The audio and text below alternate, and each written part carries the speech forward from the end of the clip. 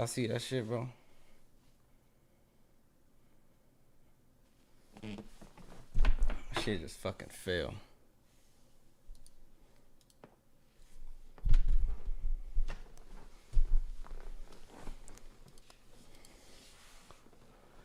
Yeah, basically Markel. Basically, bro. Basically Markel. What you said, bro.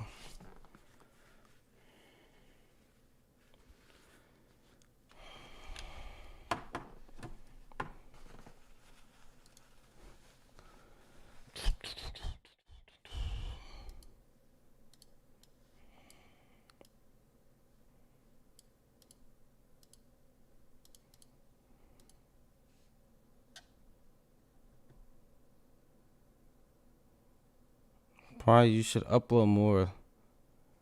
Less you get more videos on your video. Huh? Nigga, huh? Like, bro, can you, the fuck is you saying, bro?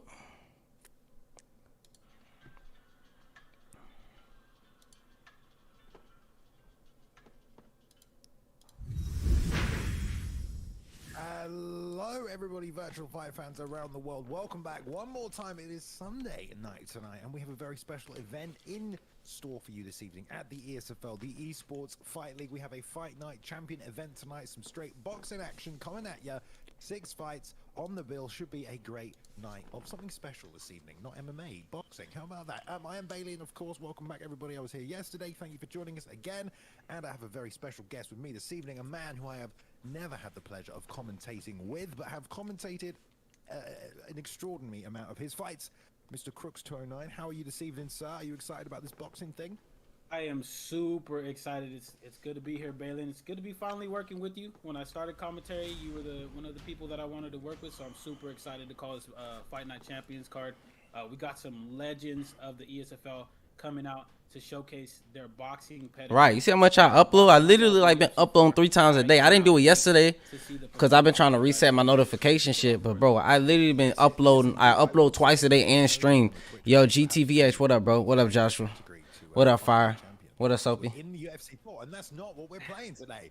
I don't think we've changed that in a year, but we've got to change it tonight because we are doing Fight Night Champion. So let's take a look at the fight card this evening, guys. We've got 6 fights for you. Nigga, Cruz got a chop, didn't he? The world of the ESFL, but we're also co-promoting tonight with Outlaw. Yo, what up? What up, Marcus? For co-promoting, go check out eBox Champions on YouTube if you want to watch some more esports boxing stuff. But for tonight, the main event will be Malky Pablo, a go of the Fight Night community, taking on, well, a go of the. I'm pretty sure he was trying to say you should upload less so your videos get more views. Should be a good time, but kicking things off there at the Nah, but my shit been straight. EK select a matchup of UFC veterans here. That should be a good one, as well as some names that you won't. What up, Coochie, man? Unless you are deep. Pa, what's good, my boy? What up, Toussaint? Taking on Zelda Random. Niggas sleep on Fight Night Finest. Pryoxis taking on Spider Dark, taking on Sniper and Pa, you better win. I want to see you win, my boy. Yeah, I don't know about it, G. There's a lot of names on there, some that you may know, some that you don't, but any names that stand out for you tonight that you want to point out to those people at home who are watching this one?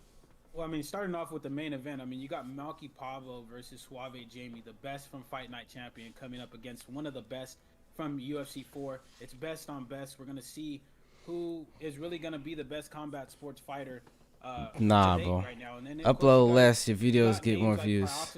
You know what I mean? Like, how does that make sense? EK Spider is at creating combinations. I'm not gonna lie, bro. With all due respect, I fuck with Suave Jamie the long way, but I'm not gonna pull no punches or call or you know what I'm saying, hope. Suave Jamie is about to get fucking fed, bro. Like listen to me. Listen, look at me. Like, look at me. Look at me. I'm your captain now. Suave Jamie is about to get fucking fed, bro. That's my dog, UFC. He a demon. But this nigga Malky Pablo in Fight Night is a different fucking breed, bro. It's not gon' don't hope for a TKO victory. Don't be like, oh, he can get a. There's none of that, bro. This nigga has Fight Night Champion downloaded into his fucking brain, bro. Like, they're in the fighters that they choose, babe. All right. Well, we have a lot of fights coming up for you tonight, so don't. Like Malky's about to run. Like it's not even gonna be funny, bro. It's not even gonna be funny. Make the anticipation better. A couple of questions ahead of all their fights tonight, so we have some answers from some of these interviews here. I know that we've got the scouting report at hand. You've got it there, Crooks. Anything you can tell us about these two competitors ahead of this one? Well, you guys were able to catch. He said Crooks look like J. Cole. Fight Night Champions event with Double Matt. He was able to defeat Danny. Isaac Frost. So he anticipates Oh nah. this fight to be a little What's bit good, Pride? harder Marshall than, J. Yo, what's up, than the Austin? Danny fight, but he doesn't see a different result happening from the. It ain't even Conor versus Floyd, honestly, because Conor landed some good shots on Floyd. He said Slick's not going to make the count after about 6 rounds, so he's calling his shot, which is really impressive. And then on EK Slick's side, he said that he's going to box Matt's head off, which is a super, super confident thing to say. So we're going to really see if he's going to be able to live up to his words here. Did I just see an Israel Adesanya on Double Matt's side there? It may be a custom fire, obviously, but that's kind of insane. He's made himself one. Okay, I like the Isaac Frost pick there, right? Southpaw. Huge guy, long Go theater mode. Troublesome for anyone here at heavyweight, but let's see what My bad. pick will be. Any suggestions? Probably knockout spot on GD. I don't know, bro. If you're We'll going see. with Isaac Frost, you might see an Andre Bishop. Those are the two main characters, but it looks like Damn, well, he went Isaac Frost though, bro. Like, Isaac Frost in damn. this game, unlike in UFC 4, is an absolute monster at heavyweight here. So we're gonna see how Double Matt. It ain't even fair using Isaac Frost. I ain't gonna hold you. Yep. We'll see who establishes what first. But these niggas picking meta picks. Oh my, some things don't change. MMA side of things, guys. MMA side of things, but yeah, tonight they're putting on the box. You want- you fighting a Spider? Yeah, I'm fighting Spider steady. Well-rounded when it comes to virtual combat sports competition there. Mr. Frost, 6'7", kind of ridiculous. I mean, there Bro. are humans that look like him, really, are there? You know, that's the thing about video games. Yeah, no. I mean, I would like to see the guy that if they did mocap him out of a real person, I want to see Crooks look like what Crooks' brother would look like. in my life. There we go. I just Huh? seen Double Matt in chat saying they know I'm Frost. Who am I using? I'm in I Pac-Man. thought we're on the other side of the screen there, Double Matt. Perhaps I'm using Manny Pacquiao. I'm being misled, but we'll see once the bell rings. I believe. Actually, no, we won't. It will be, because we won't get to see names above heads. We have to remember this. Well, I thought Double Matt was... Oh, we go. Double Matt is on the left, so Double Matt taking... God Isaac damn. Frost there. Just to be confirmed. Nice. All right, this finna end first round. Levels down to the body there. This Trying to finna end headbutt first round. Already, you do get some illegal shots. You know, you can land a couple. Two or Oh three, maybe. no. Already gunslinging the pair of them though. Content to those hooks on the inside. Lots of shelling though in return here from Slick. He's taking his time. Yeah, Slick, he did a good job at the beginning of the round, ripping to the body. I feel like against Isaac Frost, being the shorter fighter that Kobe Nichols is, he really needs to go down to that body and put in the body work. Double Matt needs to be careful not to get hit with counter shots, winging them hooks. Yeah, Double Matt countering off the jab nicely with combinations here. Slick's just landing the 1-1-2. Matt just content to just That nigga charge Isaac through Frost. pieces, work the body as well. He's landing, although he will be digging into those stamina reserves every time he does. Nice roll underneath there. Came back with a left hand. Nice job down to the body. Isaac Frost so goddamn brawly, bro. God damn. Cagemanship here, or ringmanship, excuse me. He's keeping himself in that corner, but there we go. He's circled out now. Puts Double Mac in that position. Who's continuing? Yo, what's up, to Rax? a little here using that Philly shell, trying to duck roll underneath. Staying composed here. Oh my. Crooks, nice counter right though. Oh Lord. Ooh. He caught him with a good shot, and he catches him with that left hook and knocks him down. I thought that fight would have the style of fight that. Oh man. Hit him with a good hook and put him down. Yo, Dude, hit the like button, y'all. You can't do that in boxing, can you, Reese? God damn. Not legally, babe. Gotta balance those two sticks right now. Seems pretty central to me. I was gonna say, is he just waiting for the count there? All right, back to the feet. I don't know how the fuck Isaac Frost is allowed, bro. It was a beautiful left hook. Ooh, gets caught there while taunting. But we need to probably see Slick stay a bit more composed here, Crooks, right? He's getting caught by these counter shots, like you said, because he's trying to trade, but not a great place to be against Frost. Yeah, you can't trade. God. He gets rocked again. Gets hit with another left hook. Left hook Larry is out and about and roaming the streets in this fight, and he puts him down for the second time in literally 10 seconds. Jesus. honestly, yeah, I can kind of feel that Slick was trying to stay composed and back up there, but Matt just walked straight through him through 3 pieces, 3 bombs. I don't give a fuck what nobody say. I can't wait for ESBC. Choice there, Crooks, apart from to get hit. I can't wait for ESBC, bruh. Like, that shit gonna be lit. He finna knock him the fuck out in round 1, bro. This game still looks so good, doesn't it? I can't believe how good it looks. Oh, nice straight right there. And a left hook into the rear uppercut. Into the 1-2 again. Tries to follow up there, but doesn't come back. Oh, big swinging hook so from Matt as he tries to walk him down. Philly shell still up nice and high. Block staying tight. Letting Matt punch himself out a little bit. But God damn! Is on the way down. All on the right hand jab. 2 over the top. There might have been a hook round the back. Hey, get him the fuck gone, man. It's over. Laid out. Crooks, that's vicious, that, mate. Double Matt is out for blood. He is trying to stick to his word and get him out. Not only in 6 rounds. It's over, bro. It's over. It's gonna be all but over for EK Slick. Like that. All right, well there we go. I mean, Matt kind of just marching through. Bro, that shit ain't even fair, bro. Pick at the start being somewhat of a cheat code, perhaps there, Crooks. But I mean, skill-wise, do you think Matt was the better guy tonight? Yeah, I feel like Double Matt really pulled EK Slick into his style of fight, and that's what happens when guys get you to fight at the pace that they want to. That nigga motherfucking brolic, bro. By Double Matt employing his game plan, drawing EK Slick into that firefight, and being able to get the dub there. All right. Well, he will be happy with that one, taking it home. He said he thought that Slick was going to be a pretty difficult opponent, but well, you know, didn't seem to be too much of the case. What was that the first round? It was over in Crooks, right? Yep, first round knockout. He like that nigga, bro. Yeah, I mean, 3 knockdowns in the first round is not a good place to start there. Obviously, there was some discussion of the pick. I'd like to hear what Slick thinks about that one.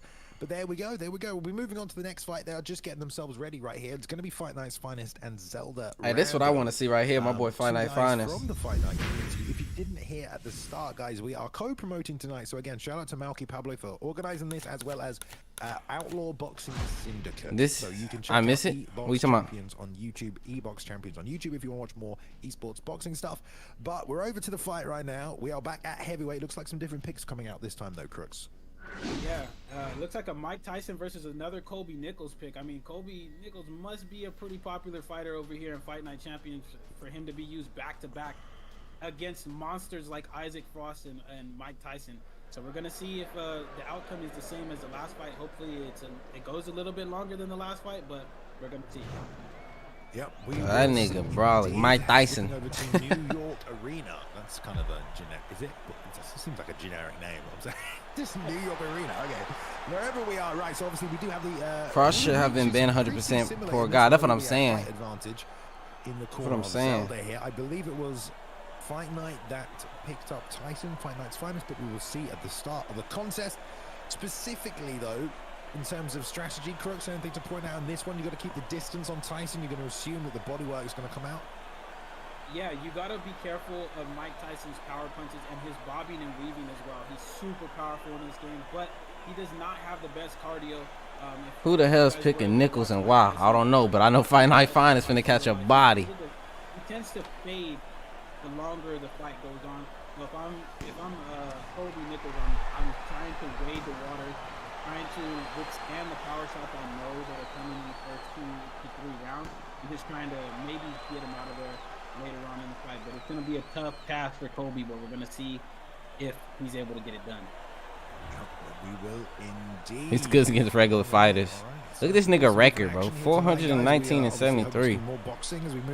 Can I just skip my record? Martian Mind, Crooks, Prime. Only reason I have 100 KOs in UFC 4. Appreciate that, bro. Hey, y'all hit the like button, man. Everybody like up. For you lovely people that were fortunate enough to see it. But again, yeah, Kobe Nichols we're seeing a couple of times tonight. I don't know if these fights will be at heavyweight. I don't have the weight. Yeah, Kobe do. We do have Pryoxis taking on EK Spider coming up tonight, as well as Malky Pablo, one of the goats of the Fight Night community, taking on a UFC goat here in Suave Jamie. So those are all coming up tonight as well. Lots of good fights. So it is Fight Night Finest with the Tyson pick, Zelda random with the Nichols pick. A lot slower pace already to start with, just pouring away with the jab. Flinging out that lead hook to the body there was Finest as well. Now going with that lead. Nigga Mike Tyson shorts clean. Orthodox v orthodox. The lead hand's very, very nice. In close, in tight range with the jabs as well. You got all sorts of options. Pulling back, not too far. Open up to the body hooks. They trade there. Right hands. Good work. Very patient approach so far, though, Crooks. Yeah, I like how Finest is really just taking his time. He knows Mike Tyson doesn't have the best cardio, so he's really just trying to pick his shots here, trying to see what Zelda is going to give him for an opening. He's doing a good job of not overcommitting on shots. Zelda's doing a good job of moving his head. But Mike Tyson ripping to that body is going to be really brutal. That cross was clean. The rear uppercut right to the body. Nice job countering the jab, though, with the straight right over the top of it. That was nice work. Zelda definitely using that head movement, moving the trunk. That's going to open up the body shots, though. Losing that Mike Tyson shuffle there as well to close the distance. Fight Night not letting anything go. He Pride, does there, you my current favorite YouTuber. I love your content and style of fighting. UFC for AR. I appreciate that the game in post. Trying to fire back is Zelda with the. If I said your name wrong, let me know. Trying to deter that body work. I appreciate that.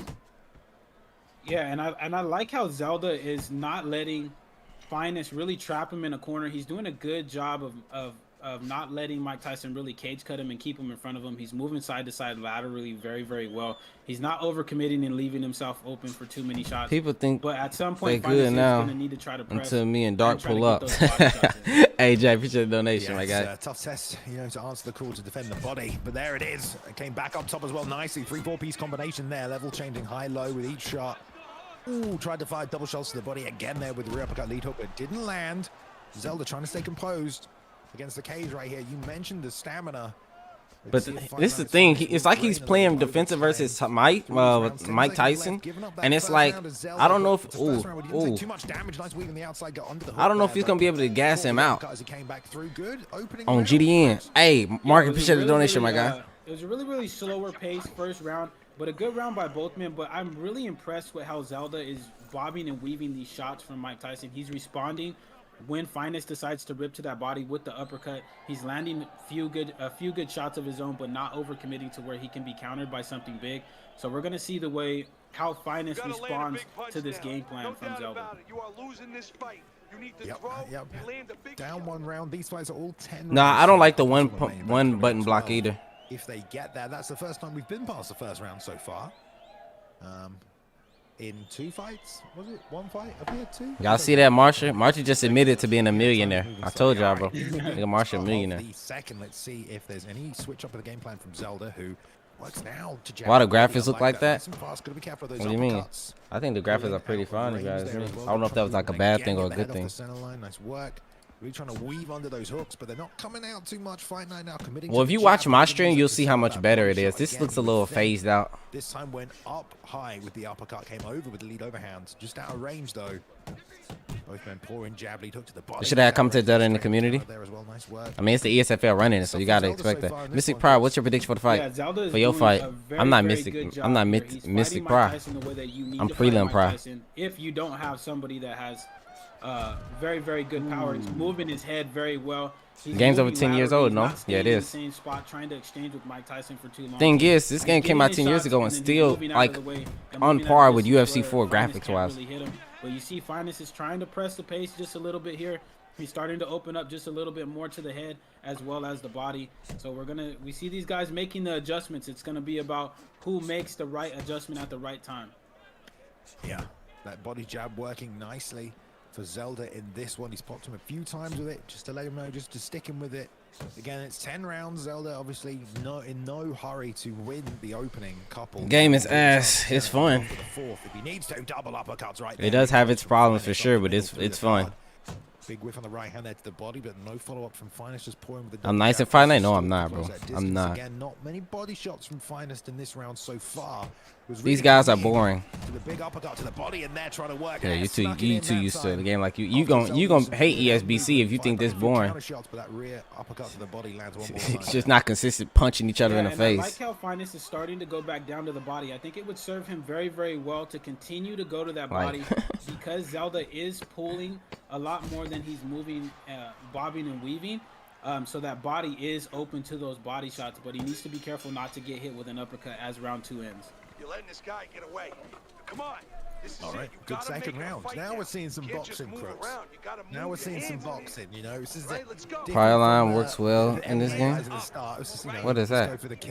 Online? Yeah, online will trick, bro. If it's slick, you know, we can't really expect anything less. That's just kind of how he fights, you know. So, Yeah. but I'm loving the patience, making reads, some adjustments now. So we saw lead jab to the body. Yo, what up, Too Many Rages? That round from Zelda. I think you're just used to a real faster, more faster-paced game. First and didn't really commit on as many strikes as he did. He actually ending this round here on 97% stamina, exactly what he ended the last round on as well. So yeah, it does work well in this game. To stay in that fight, but also not to burn out any more stamina as we move for these later rounds. What do you think of that as a strategy there? Yeah, I think it's a very, very smart strategy. I think he's not much, just uploading a video, and that's what's up, bro. When the new ESP's coming, I have no clue. Of ripping that body of Zelda, that might pay dividends here later in these rounds. Probably you seen Deontay Wilder review? Yeah, I seen it. Do a lot of people still play online and Final Fantasy? It's a decent amount. Check that body shot though as he backs him into the cage one more time. What is he doing? Ready to peek up. Ooh, there we go. Uppercut leads onto the body. Try to come back with the right hand. The last thing you want to do is spam head movement versus Fight Night Finest. Another rear uppercut. Nice work here. No answer for this. He is fucking his body up. Really ripping into the body now. Yeah, and you see, this is what Finest wants to do. He wants to put Zelda in that corner, and Zelda is backing up. He was doing a good job of the first 2 rounds, getting out of their mover laterally, but he's eating a lot of. He is fucking his body up. God damn. Where's his uppercuts? He's not thrown one yet. Still going for that head movement, which is my goodness, fine and dandy, but you're not going to slip shots to the body, and that seems to be the majority of the problem right now for Zelda. Batted that one away, but now changing back up top is Finest. This nigga is fucking his body up. Behind that super high guard as well, tries to land the straight right. That one just falling short there. Yeah, I seen Deontay Wilder in ESBC. With another shot to the body there, double right hands, a third one coming in. Big whiff, went up top with the uppercut there, but just out of range. Zelda trying to fire back, but he's almost retreating into this corner. That was a nice counter right shot on the inside there, though. Yeah, and as you can see, Zelda is starting to feel the pressure. Finest is doing a better job of cutting him off, keeping him in that corner. That was nice cross. Back to the corner, he's getting those body hooks and body uppercuts ripped into his body. Finest really has decided his game plan is going to be going to the body heavy and going up to the head later on in the rounds. And it's killing Zelda right now. He needs to do something as he gets himself out of that corner. Is there a reason he's not throwing the uppercut? Is it because it's quite easy to slip the uppercut in this game? You don't want to get hit with a big counter. No offense to Crooks and Beatties. Yeah, maybe. My niggas are having people that know. I'm not too sure. Jay, it's ESFL. Like the best that they probably would do, the best case scenario would add somebody that does commentary for some type of boxing and add him to the commentary to keep them, you know what I'm saying, at the par. Later on in the later rounds yeah, I changed my profile pic. He has a cut under the right eye right there of Zelda now as well, so Cutman gonna have to work on that one. I believe that does increase the damage to shots on that side of the body, if my memory recalls or serves well. Yeah, it does. I do remember that. And we see 10% now loss in the stamina there. So 10-8 round there they gave for Tyson in that second round, which actually is kind of interesting because I feel like that was his worst round there. That was kind of strange, but okay. That was not Tyson's worst round. And one round being a 10-8. So let's see if there's a little more activity from Zelda in this one. Gonna have to throw back. Yeah, I've been hearing about 2K in ESBC. Gas tank 4 rounds in, still has 87% of it left though. The more the cuts open up, the more damage Fight Night Finest does. Either make him work or work that body himself. But Fight Night Finest ain't even tripping about the shots to the head. It's the body shots he wants. He's doing a better job of working the body as well. He's getting out of the corner. He's not letting Finest trap him in that corner. He's working the body. Why he's moving his head so much? I don't know. A 3-piece to the body actually with body jabs. You need to put something behind it, right, Crooks, right? Like the body jab's all good, especially even if you're going to touch a couple of times, but touch, go. You got to let these hands go. You got to throw combinations. Oh, nice uppercut. That's also another way he's losing this fight. He's always one shot. You know, a counter shot return with the jab. There's other options in there. Fight Night Finest putting pressure. If you are good at fighting, then applying pressure takes more out of them than you.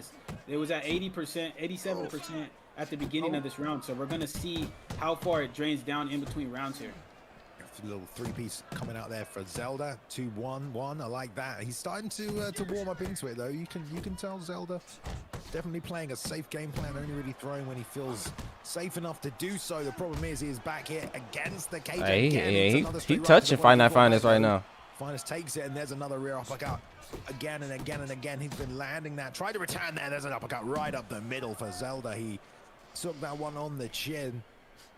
And Finest now back to this patient stalking approach. Jab 2 to the body there. Nice work. Comes back with the rear uppercut. Then 1-2 and to the body. That's good work from Finest. Yeah, and what I'm liking what I see out of Zelda is that he is starting to pop that uppercut as Finest is overcommitting to the body shots now. He's draining the stamina by going to the body himself. He needs to get out of this corner, though. God damn. That's not what you want to do with Mike Tyson. All right, well, we just saw the what up, Jonathan? round, I believe. Fight now, Zelda has lost every single round. There are 6 rounds left, though, so he can turn it around. It is 10-8, though, so if he does win... sorry, it's 5 rounds left here, sorry. So if he does win all 5 rounds here, it will be a draw. So he has to do something. He has to get a 10-8. He has to knock him out. Otherwise, he has lost this fight. So the onus is on Zelda to find something. Very little stamina loss from Finest in that round. Another round he controlled well. I don't know, man. What would you do in there? If it was me, I'd start trying to find openings to try to get Mike Tyson out of there, but that's a tough task, especially with Mike Tyson's stats in this game. But it's not impossible to do. It's very, very possible, but he needs to catch Finest making a mistake, maybe with that uppercut as he's going down for a body shot. Yeah, Zelda seems to be in no hurry again at the start of this round to even outland a power puncher, which you know is something that's quite fundamental. You know, if someone has the power advantage, especially in a video game sense, you want to outland them because, well, you know, if they land 10 punches and you land 10 punches, they're going to have done more damage because they have a power advantage. You have to outland them if you want to hope to stop them, which is something Zelda's going to have to do. Yeah, it really is, and it doesn't look like Commentator he's in for the any rush to UFC. do it. Maybe he has something, some kind of knowledge or some kind of read that we don't have because he is just staying as patient Probably as Bisping. possible. But Finest is doing a good job of pressing the pace again. Which isn't that much better than Finest. Zelda retreat, use that lateral movement, not throwing too much output to drain that stamina of Mike Tyson. Good body shot right there. Nice Good counter flip off by straight Zelda right. right there. Zelda doing work a little bit. Zelda's starting to open up a little bit more, but Finest is doing good work as well. He might have just supreme confidence in his counter punching to know that he's going to get enough damage off from there. He's doing too much hand Doesn't movement. want to risk himself. I mean, it's his game plan. There's going to be a bunch of ways he wants to play this, but he's not going to win a decision at this rate. Another shot to the body there. That one is blocked, but there's a nice sneaky return. Switch southpaw right now as well. Let's see if that opens anything up. There's a straight left to the body as a result, but it's going to make that rear uppercut an even bigger target right there. And you saw it fold right underneath that left elbow. Nice. Another time, another shot there as well. Same one again. When you using the Diaz brothers next? I literally just uploaded a Nick Diaz video when he fought, and then a Nick Diaz video a week before that, and then a Nate Diaz video a couple days before that. The way of Mike Tyson, he starts exchanging. Come on, man. And he gets Turning them backs notice. himself into the ropes, and then gets caught there and gets ripped with like 3 or 4 body shots. So he needs to do a better job of punching. Yeah, Fight Night Finest is Tyson. Yeah. In boxing. All right, well, Finest is now up 5 rounds in this one. Still doing a good job maintaining that stamina around 80%. Very impressed with Finest so far. Yeah, he really did. He didn't lose any stamina from the last round. It was at 87% at the end of last round, and it's at 87 again at the end of this round, and he has no damage done to him. So Zelda needs to do a better job of putting together combinations and putting together strikes to try to get damage on Finest if he wants to win this fight. Yep. Yeah, it's only a couple of rounds left to do it now. Didn't do Yo, Caucasian, what's up with you, bro? Landing a straight right, but that was probably his biggest punch of that whole round. And he's going to need more than one of them. Let's see if he goes back to this. Your best is with the Diaz bros. Now my best is with Izzy or Dominic Cruz. Loose here to start this round. Looks like he's trying to get the power shots going. A little strange tactic from Finest in a fight that he's winning. I mean, he can literally just take all of these rounds off and win this fight right now. But he's still content to push forward using the double jab, trying to break through the guard. Big leaping left hook. Lead uppercut out of range, as is the follow-up right hand. Those were blocked nicely. Zelda keeping the defenses high. Check that one as well. Nice job. Tries to return to the body. Ooh, and that rear uppercut again, but he comes over the top with the left hook. Nice job. And a right hand right there. Now landing on Finest as he keeps his head out there. Finding some shots, Crooks. Yeah, and Finest is doing exactly what he's been doing in the last round. Look at where Zelda is at. He's stuck up against the cage. He needs to circle out to that right side. What's up, Rasta? Slip off, but he didn't counter it right there. Finest is really dictating the way that this fight is going. He's pressing the pace. Zelda can't do. Gotta hit up Malky Pablo. Probably you fighting China members tonight? I'm not sure. I actually may get on PlayStation because I had somebody saying that I'm scared of PlayStation players, so I may get on PlayStation and just fucking beat up ranked players. It's a high probability. That's what I do. The right hand over the top or straight, and he's really hunting for that now. It must be God damn. to do, but Finest is just free to tee off here. He's doing a head. Getting body, pieced up now. Now he definitely getting. Another one came back with a lead hook to the body again here. Beautiful combination. Again down with the right hook to the body. Nice lateral movement there. Sidestep. God damn. But yeah, Zelda's still just covering, still just waiting for his moment. Yeah, and it's not working out for him too well. He's getting his body ripped up. He's back in that corner just bobbing and weaving, trying to avoid the shots. But Finest is putting the pressure on him. But maybe he's doing a little bit of rope-a-dope and trying to get Finest to blow out his stamina, then trying to land that uppercut. But it doesn't look like Finest is really in any rush to try to get Zelda out of here. He's not in a rush. Right there.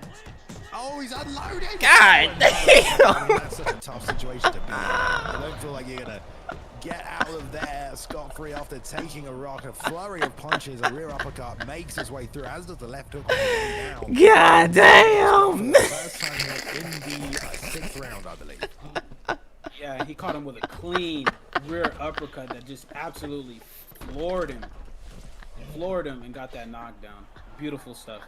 Ain't no rope-a-dope. All right, well, Zelda didn't think he was in a fight. He knows he's in one now. The activity and output has been low. He's been really looking for the counter shot. It ain't curtains. That's only his first knockdown. Dropped in a fight that he was already losing and hasn't made any adjustments so far. Yeah, I don't know what Cruz talking about. He not in a rush. He definitely in a rush, bro. He definitely trying to get that nigga the fuck out of there. Finest stamina has just fallen below 80% here. We're over the halfway point. Rope asleep. Dead ass, bro. Dead ass. This current output, he should be okay. Yeah, Finest is looking This really, thing can move better. That T-Wood plan ain't it. But what he did lose in him. stamina, he traded for in damage. So Zelda really needs to come out. He He needs to fucking make him those up. adjustments. This is where fights are won and lost, is the in-fight adjustments. You can have a game plan coming it's into crazy. the fight, but if it doesn't go according to Low plan, key, I think you funny as fuck. Just in-fight is what we're going to see Zelda try to do here. Yeah, I mean, Lying I'm just out. confused about what the game plan was, unless it was. Man said, if I let him hit me enough, then he'll Because stop. Finest is not striking me as the sort of player, or he hasn't played like the sort of player that is going to be Nigga reckless said, and Jesus stamina. He's done a Christ. really good job managing it throughout this contest.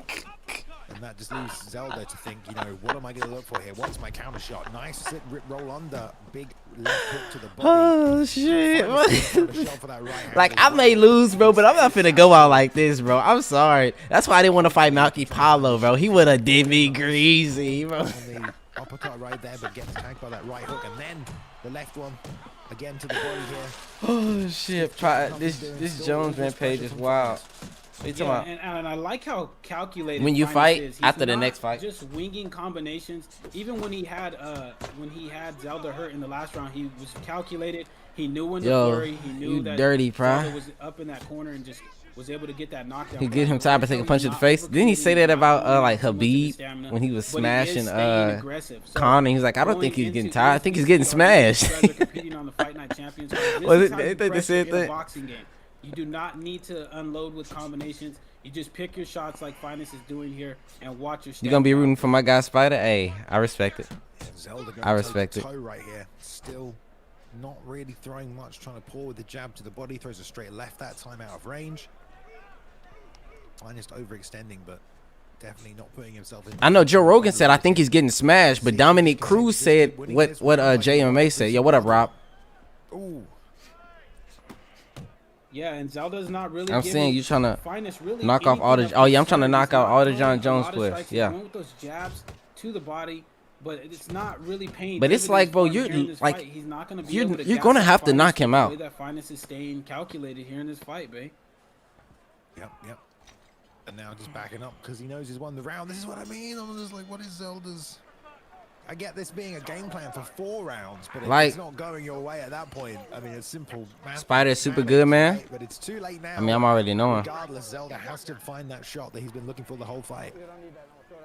Yeah, and you see Finest's stamina actually recovered back up to 81%. He was at 77% at the beginning of last round. It went back. In all seriousness, you bring life to the community. Appreciate that, bro. Yo, what up, Corey Gray? Did hardly any damage at all.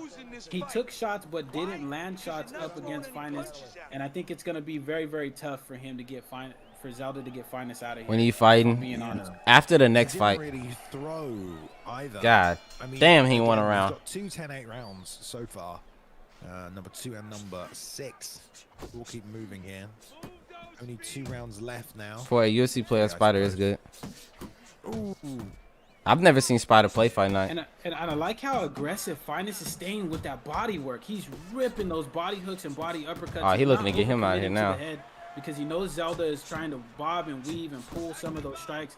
So he's mixing in good, nice head body combinations. He's not being too predictable with the strikes. Fight Night champion ring girls over UFC 4 ring girls. Trying to respond, but it might be a little bit too late. Yeah, he landed that uppercut off a left hook. That was nice. And on the straight right there as well. Finest now really just turning up the volume, turning up the pressure, trying to get him out of there because, like you said, he's now recovering stamina. You know, he's in control of the fight and he's at the point where he's actually getting stamina back. So he can afford to let go with only a couple of rounds left. And there's the right hook to the body again. The same shot he's been finding all fight. That and the rear uppercut. He fucking his body came up. with a liver shot as well. Look at that. His game plan is to survive, my nigga. Yeah, that's what it looks like. Can you hit a fight in a punch without knockdowns in Fight Night? Hell yeah, you can. It looks like he actually is going to be able to get up with the 5 count, but that body is in deep, deep trouble. And nah, Fight Night probably finna knock him down again. Get him out of here this entire fight. So we know he's going to get him in that corner and go back down to the body like he does right here. Yeah, and it's still Zelda shelling, not trying to throw any return offense to keep him off him. I know that Finest is a little bit wary, a little bit hesitant still, but wins their fights in 2 fights. Back, Crooks, you know, you haven't got too much to worry about. Yeah, you really don't, and that's what we're seeing here with Finest. Look, he's ripping to that body. He's going back up to the head, left hook to the body twice right there. God hits him with another damn. Body knocks him down again. This might be it, big. Man, I mean, he tagged him with that good and proper right in the solar plexus. Down he goes one more time. Throw the damn time. Unfortunately for Zelda, it seemed like he had a game plan to, you know, play Matador to the bull tonight, but the bull came correct and got it to work. Good job getting back to the feet, though. Oh my God, bro, just let it go, bro.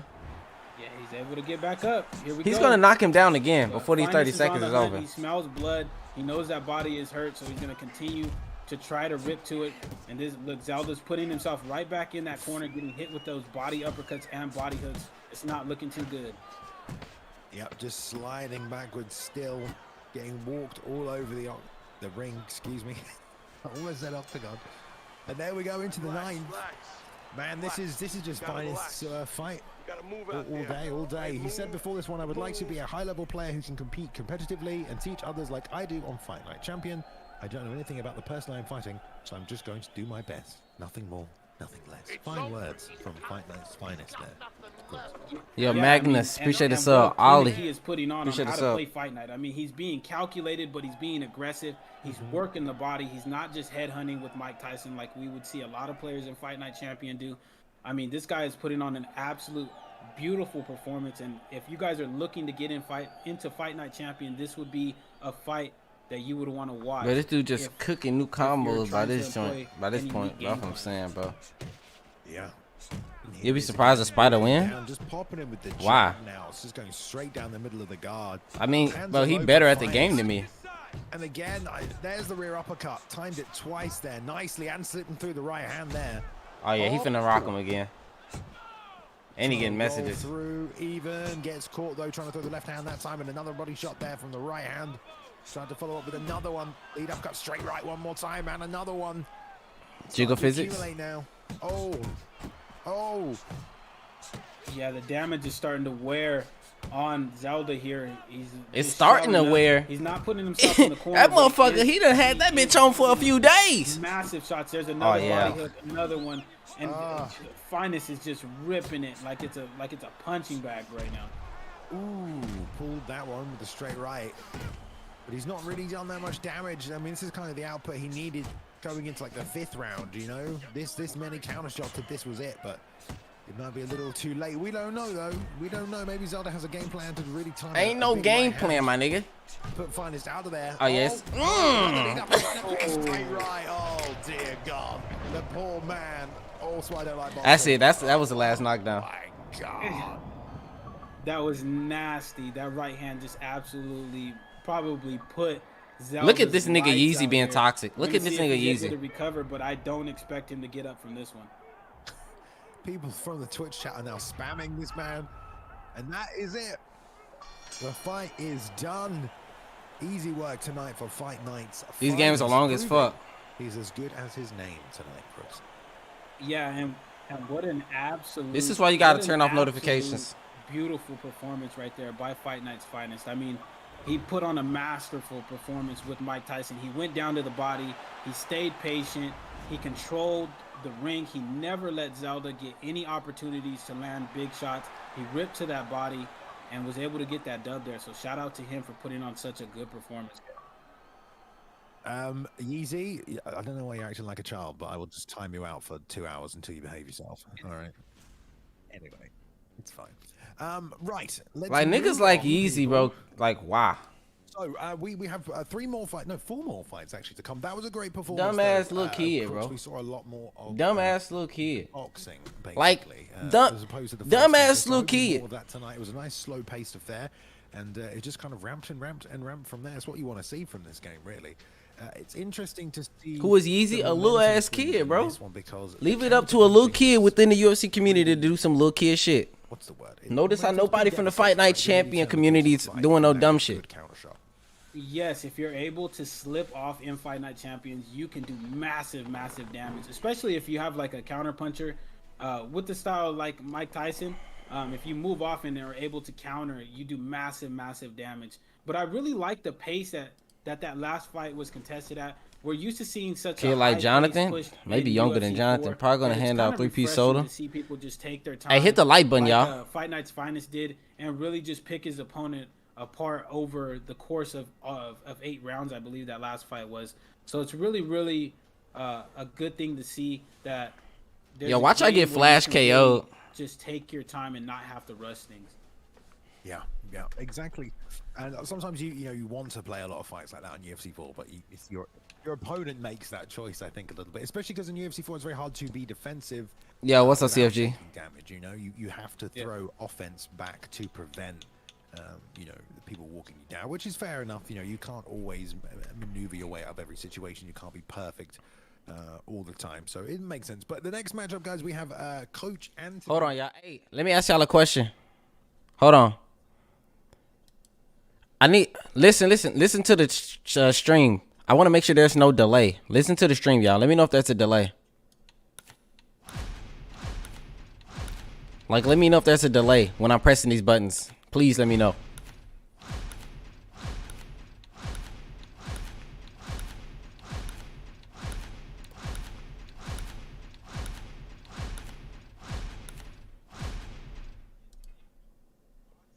It's good.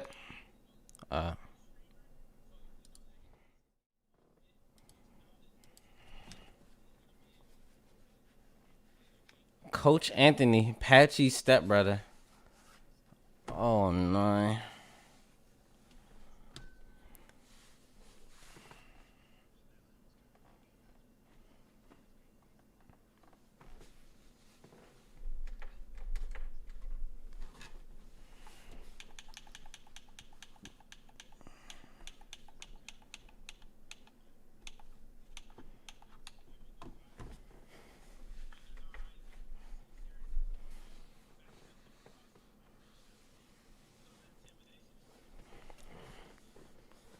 I don't know what the hell on your screen, bro. I ain't gonna hold you.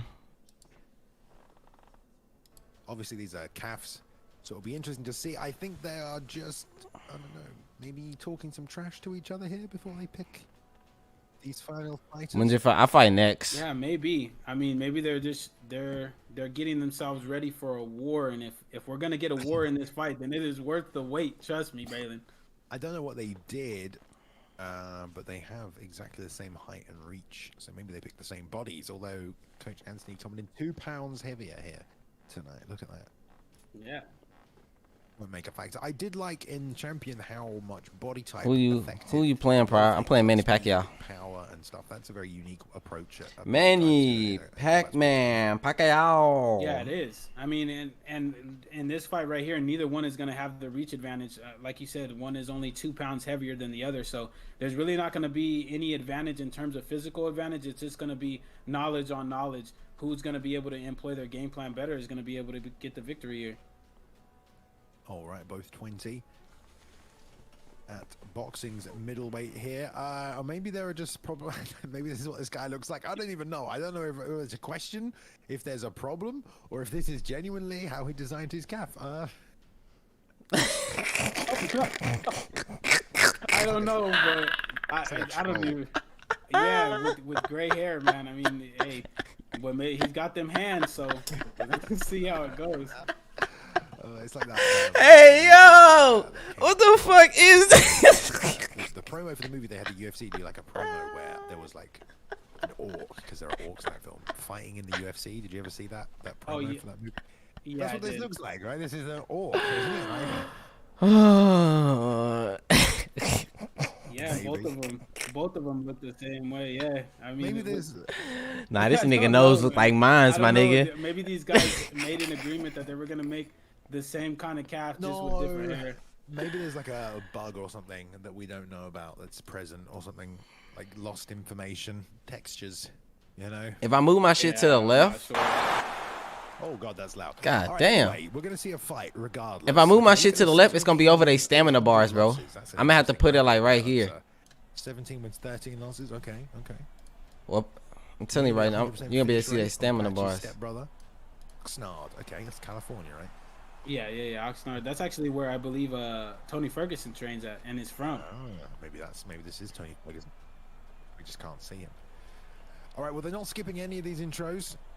So we're going to see the full countdown here with the referee. So we have Coach Anthony. Just a grip here. I want to say the blue gloves, but I can't even say.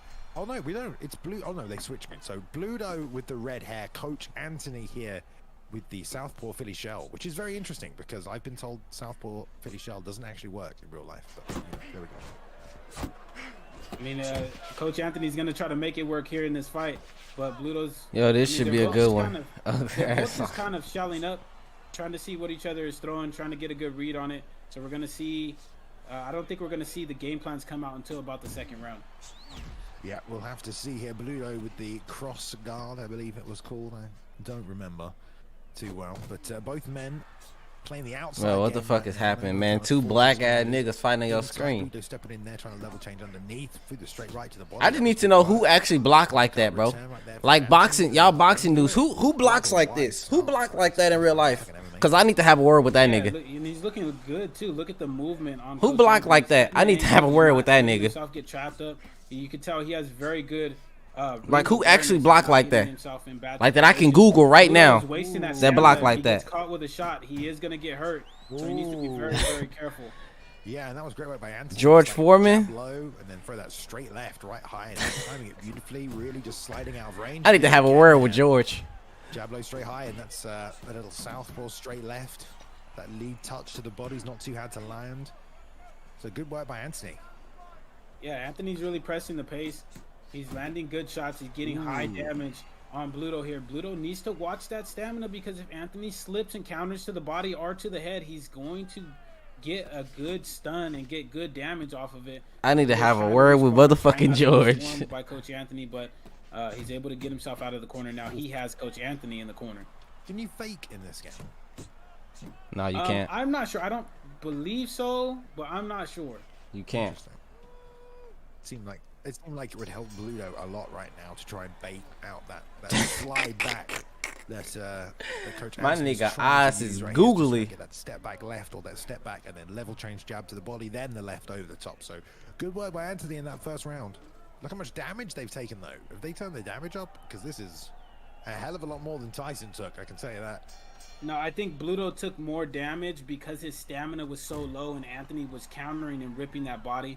So Bluto needs Looks to be like careful. Coop, the disrespect. Not to take too They be much on more niggas. damage because he is going to get stunned and might even get put away here early in this round. Coach Anthony's doing a good job. He clinches him up there, makes him wear the weight. He's landing really good shots as he has him up against the ropes. Good job by Bluto being able to get off there. Yeah, and he loves that rear left uppercut right here, does Anthony. Hasn't really landed it too clean. Oh, he there's rocked that him. jab to Oh, the he body, getting knocked straight down for left sure. Again and again. Damn. Man, just constant success. He With that said, jab to the body, straight left over the top. Time and time again. Puts him down with it, Crooks. Yeah, Straight and left it was just, spam like I said, that legal. damage was This high turning is coming weird. into this round. Nigga and he said, took straight one too many left, shots straight and left, got straight. put Yo, on is camera Marshall still to here? see if he gets up How and many is perks able is to y'all get up. check? That damage Shit. still is going to be really All high here, on. babe. Yeah, gonna have to do well to keep in the fight. Gonna have to be careful about that jab body straight left here. Needs to find a counter to it as soon as he gets touched. Just fire that uppercut. Maybe not back up as much. Force a bit Oh my more. goodness, bro. That's straight motherfucking left.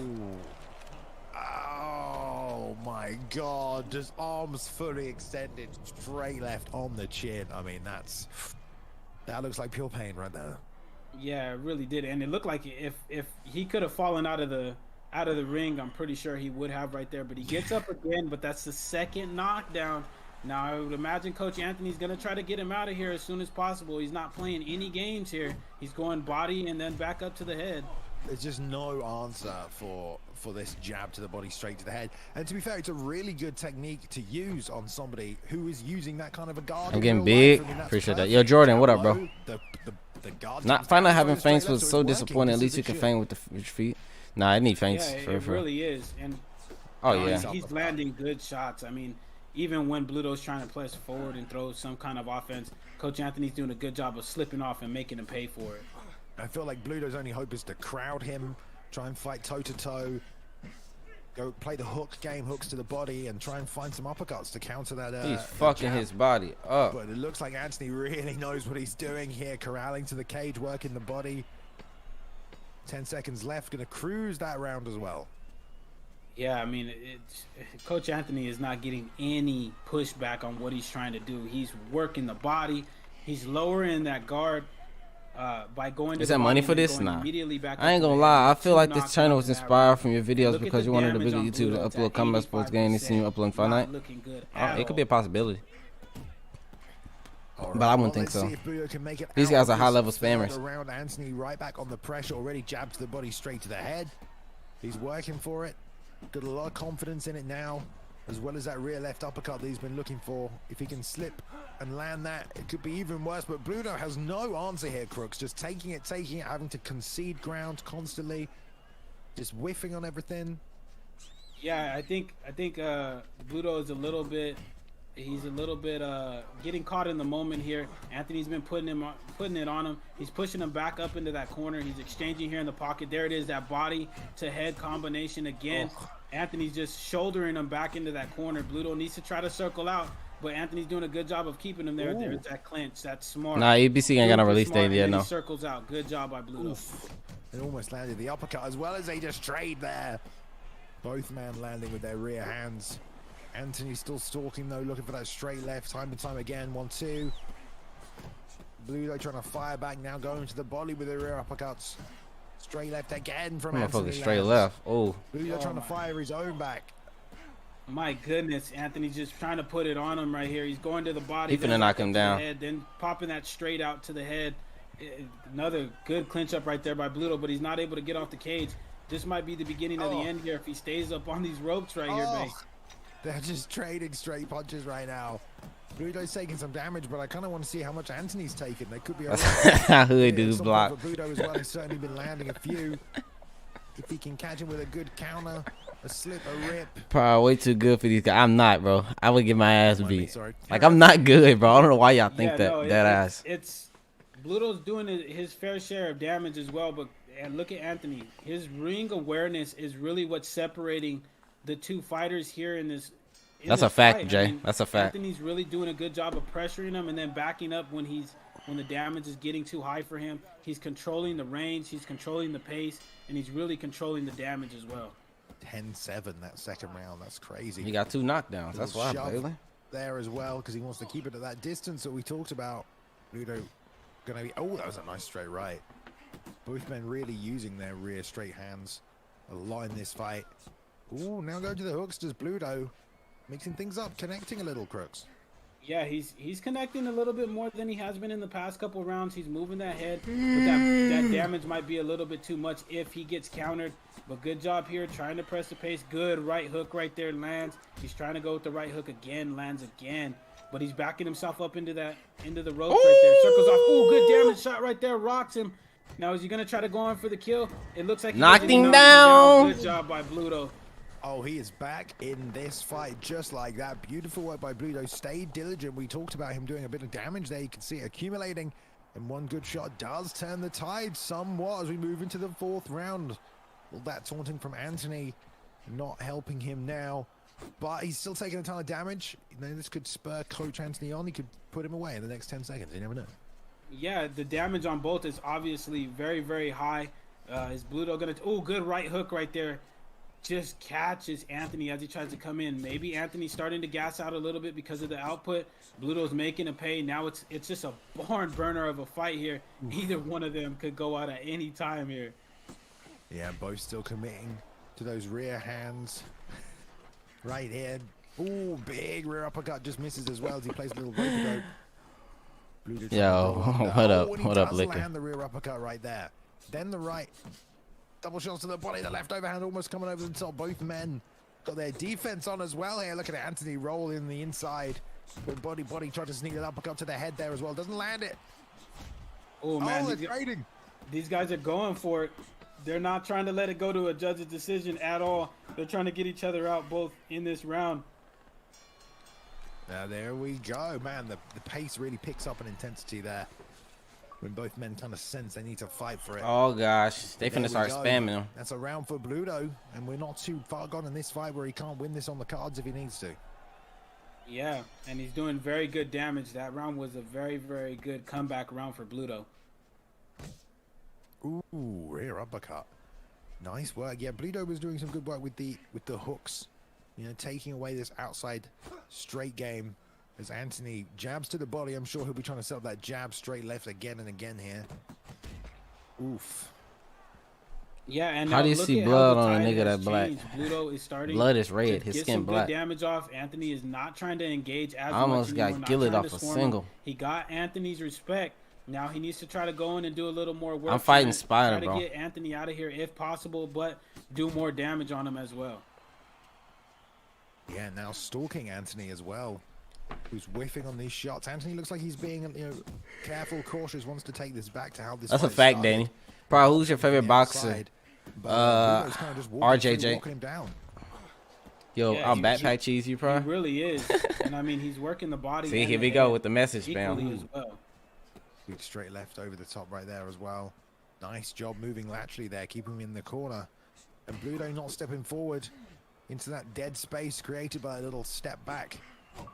Oh, rear uppercut up the middle again. Nice I think now he get on his messages like that glitch on Xbox. Let me turn on. Hold on, y'all. Back and forth. Let me turn off my notifications on Xbox because I don't think I have them off. They're both trading damage here. Bluto needs to be careful not to eat any more body shots. Yeah, see, I have notifications on. I gotta turn them off right now. Susceptible, I'm sorry, of eating body shots, but Anthony's taking his so time. Y'all don't. That shit don't happen on my stream. He's moving his head very, very well. He's still utilizing that shoulder push to keep Bluto in that corner to be able to have more room to retreat. Bluto's doing a good job of getting out of that corner. This is a very, very like equal fight pretty much here. Yeah, Bluto's got a really fast jab. He's just trying to pour and counter with it right now. I feel like he took that first half of the round, but Anthony kind of came back in the second half. He might have stole that off him towards the end there. Both men taking a ton of damage though as well. Stamina starting to drain away as they let those hands go. Can you turn off the 360 notification backwards compatibility? Really yeah. And look at the recovery on Bluto as well. It went down from 87 to 83, so he didn't take a lot of shots, but that stamina is only at 64, so he needs to be careful with the output that he's throwing out here. Yes, indeed. No, it's a glitch on Xbox. Like when you get one message, it'll glitch and give you all your Xbox messages, bro. Coach Anthony's stats in this one.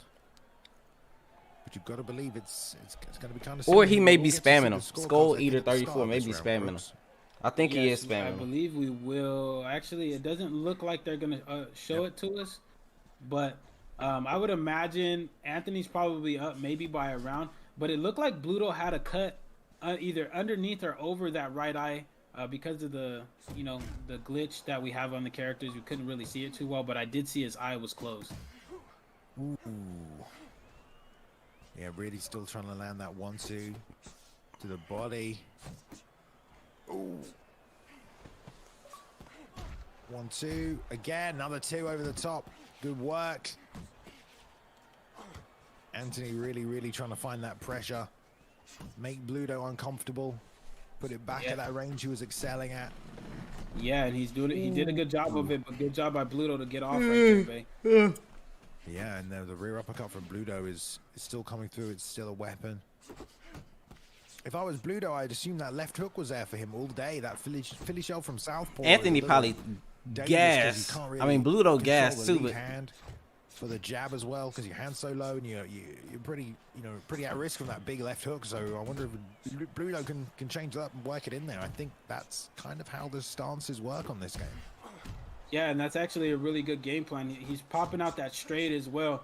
Good job blocking the body shots right there. He's doing a good job of returning when he's getting hit as well. Missed uppercuts right there by Coach Anthony, but he wasn't being able to be made to pay for that by Bluto. But Bluto, look, he's back up against the ropes here. Clinches up. Good job. Just trying to appreciate that, some guy. Circle out when this is broken up.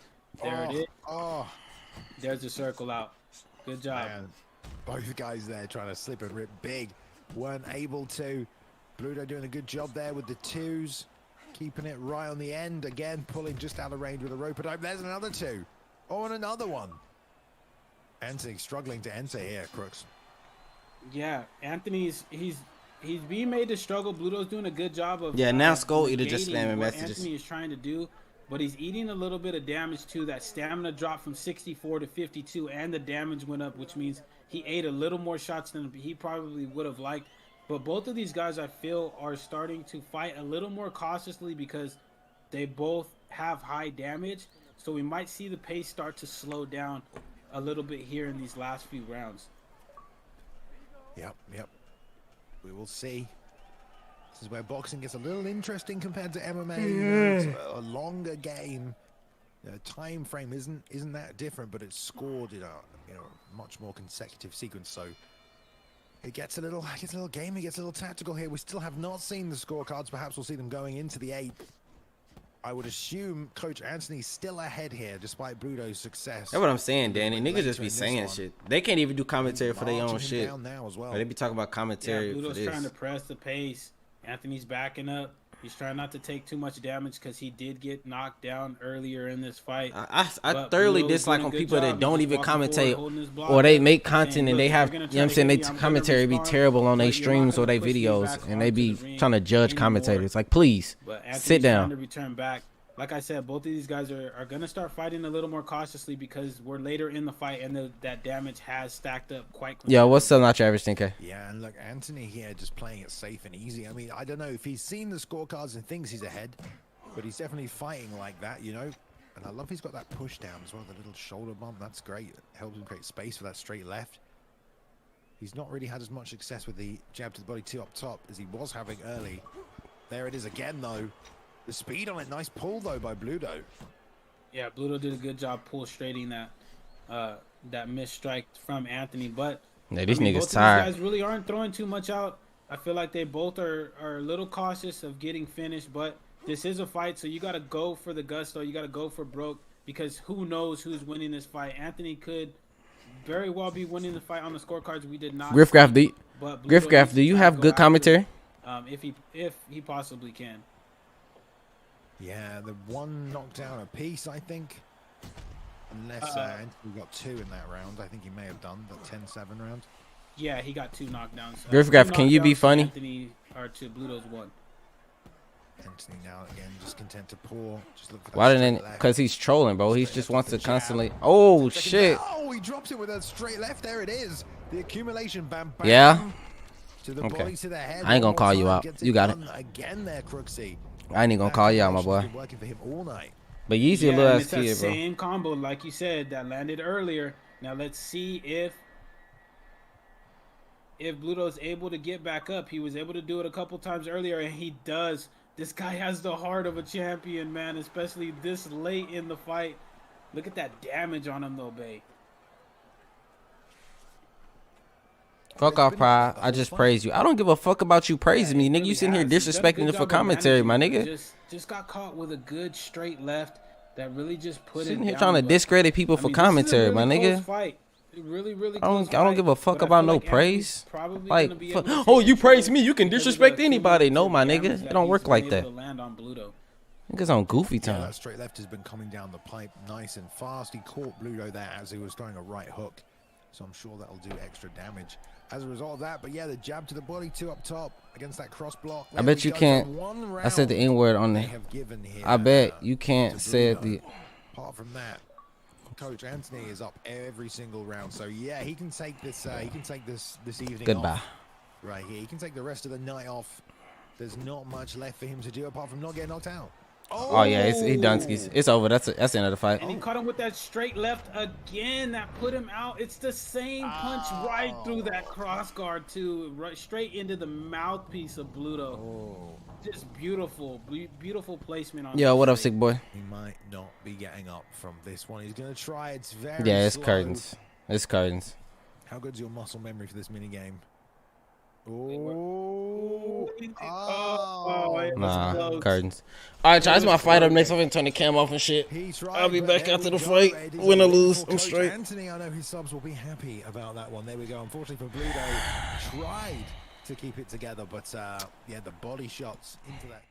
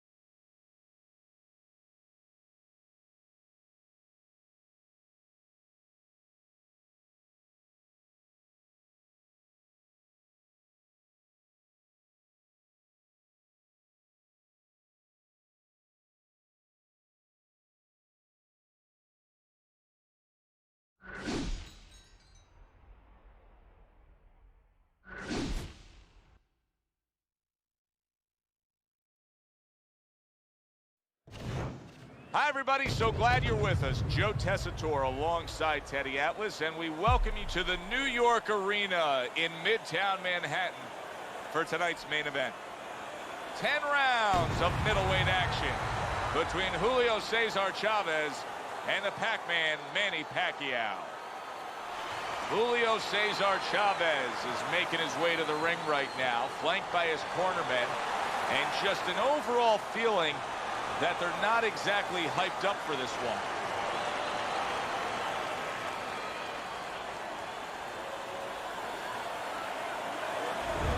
Manny Pacquiao's making his way to the ring with such confidence. That is the look of a fighter who knows exactly what tonight's outcome will be.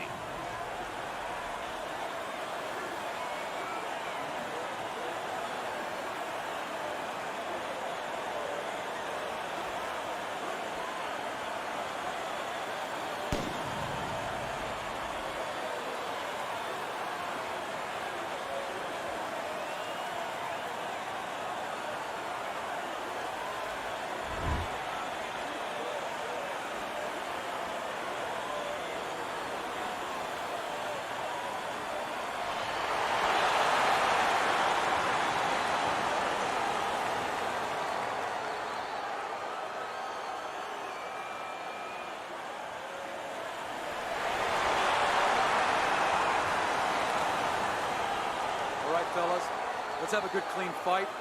Touch him up and let's go.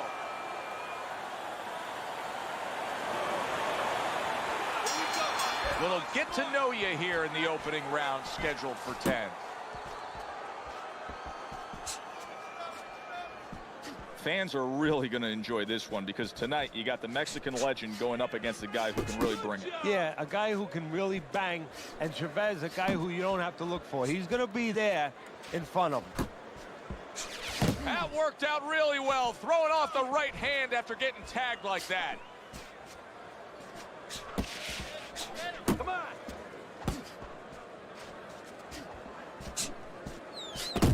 Chavez has got a bad cut now that's opened up on his cheek. Getting rid of that punch from his opponent. Well blocked by Julio Cesar Chavez.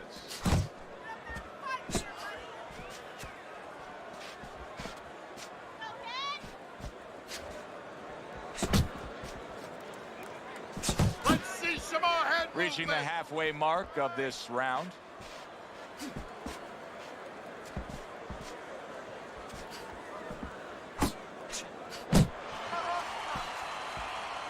Defense, more defense. He took a shot, but he came back with a right hand of his own. Chavez's jab can do so much there. He used it well that time.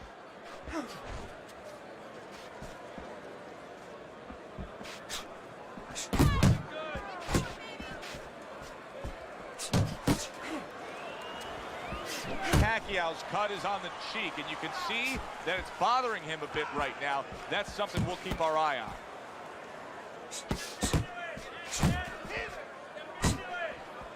Get your hands up.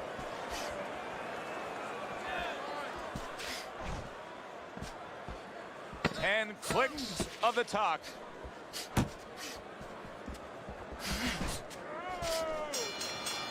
Chavez is really working well. That last round, he was accurate. Look at the punch numbers. Keep doing what you're doing, and you got this. Just keep doing what you're doing. Listen, I'm not gonna stand here and watch you take those shots.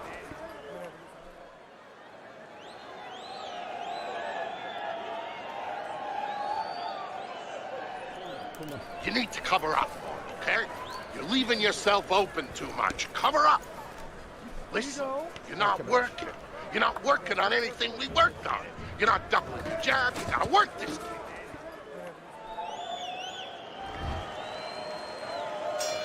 Here we go. Round 2 is underway. What an impact that left hand just made by Manny Pacquiao. That's great stuff. He fires one right back after taking one. Gotta love the work by Manny Pacquiao. There it is. Chavez is down and hurt. One, two. He gets up after that punch, put him down on the canvas. Now he needs to get on that bicycle and stay away from this guy.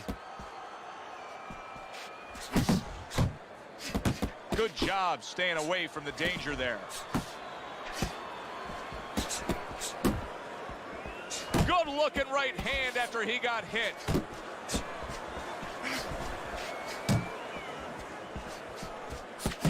Fine combo there. Right hand followed by the left hook. Halfway through round number 2. Manny Pacquiao's doing exactly what you should to be a strong defensive fighter. You got to block those punches away. And he just turns that hook up top, and it does damage. What kind of mindset and style does Manny Pacquiao not want to see opposite him? Well, I think maybe a guy that could take advantage of his aggression. A guy who's calm enough and skilled enough, maybe to catch him coming in a little bit, slow him down a little bit, and a guy who could visit his basement. Maybe put a little water downstairs, take some of the air out of those wheels. Manny Pacquiao's putting forth that hard work he did in training camp there, landing a crisp combination. Final 10 seconds of round number 2. Able to block that away. It was targeted for his head. End of that round. And the knockdown was scored. Now, Teddy, the fighter who was floored, how do you treat him? Do you go soft on him when he comes back, or do you get right in his face? What's the way to approach it? You have to know your fighter. You have to know the temperament of your fighter. Some guys, you know, they just kind of crawl up into a ball and they don't come out of it if you get too strong with them. Other guys, they react well to that. So you got to know what he reacts to, first of all. And the most important thing, you have to get information. Why did he get dropped? You had your right hand down, you got hit the hook, get your right hand up. You'll be okay. He returns the favor with a right hand of his own. Chavez is coming out here after being knocked down in the last round. Teddy, what are some of the things you look for that will tell you he's on steady ground, that he looks fine? Well, the first thing I look for is the base, the foundation. I mean, you look at a house, you want to see, and you want to make sure that that basement is solid. There's cinder blocks there. You know, you don't want to see that upper floor waving a little when there's a wind. You're looking at his legs.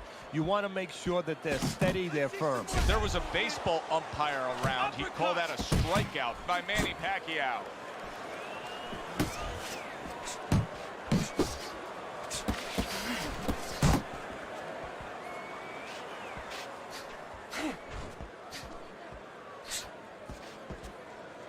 Left and right, left and right.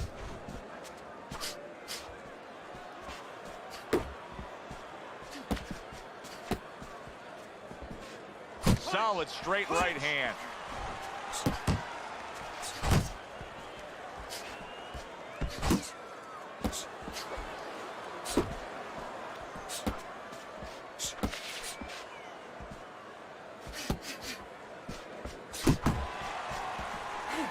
Keep working the jab.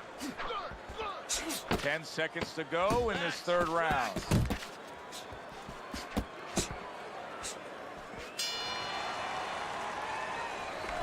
You gotta breathe. Just breathe. Relax. How you feeling out there? Now, you're not winning this fight, right? You're not winning. He's beating you. I need you to throw more than one punch out there.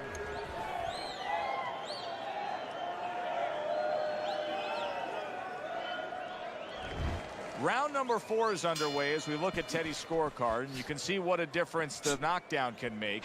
Pacquiao's fans have to be Chavez is hurt by a big shot. He got rocked. He just got rocked, and he's still taking punches. The only way right now is to grab on a little bit, stop this flow. Chavez's blocking ability is doing well for him there. Teddy, what would you recommend based on what we're seeing? Well, 2 aspirin and then go. Oh, no, actually, I would say a little counterpunching would be just what the doctor orders. That's a better prescription for him.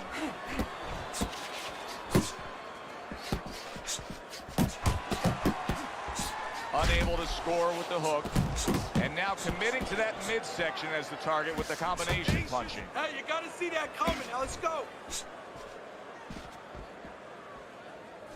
Digs in with a good solid uppercut after taking one. 90 seconds to go in round number 4. Yeah, good work. Work the body, kid. Body shot. Come on, kid. Bust it.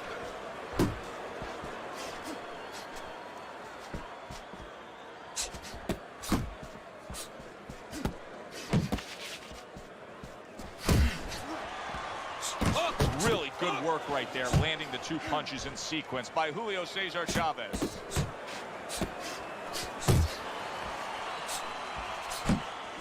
Takes one, but gives one. Good work by Manny Pacquiao. Come on, kid, focus. A well-placed left hand up top.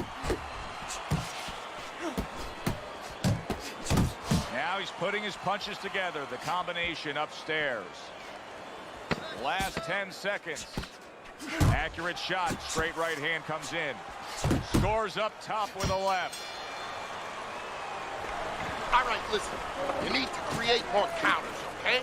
Slip his punch, then throw a straight right down the middle. Beautiful. Nice movement there. Keep that up.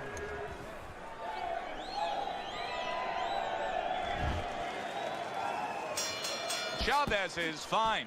I'm looking at him starting this round right now, coming off a round where he was rocked, and I'm telling you, he looks perfectly good. Nice block by Chavez. A little give and take, and here comes the left hand.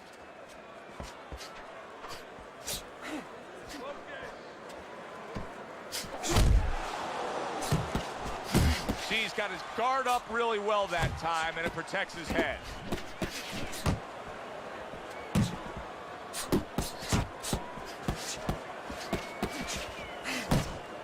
Back to the body.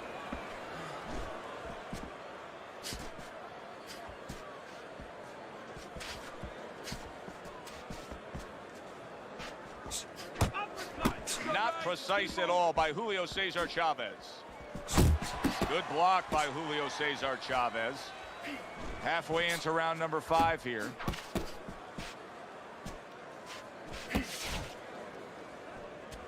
Took a shot, now he gives a left. Good job, it was sudden, it was fast, it was direct by Julio Cesar Chavez. Chavez's trainer is telling him, hey, just stick with what you've been doing. Yeah, but what he was doing caused him to get rocked earlier. Yeah, sometimes you have to make it an adjustment. Now, they don't feel it's time yet, but that time's coming. It's coming quick.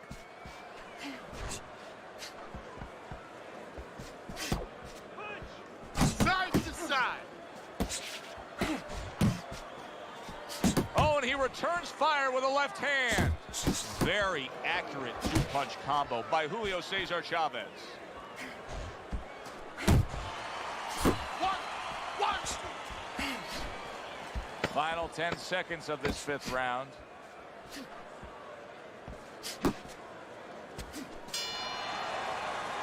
And that's the end of round 5. Manny Pacquiao, well, he's back in the corner, which is critical in terms of trying to stop the bleeding on that cut. But it's also critical because they need to put forth a new defensive game plan. Yeah, they have to make sure that they buy some time here and start moving their head, using their legs, tying up a little bit, doing anything to kill the clock and not get caught on that cut anymore. Okay? Here we are, the start of another round, and if everything goes according to the way the first half of this fight went, he's going to be coasting in for an easy win. Well, if his opponent goes along with it, he definitely will, but maybe he'll change the script a little, flip the script a bit. Up top with the right hand.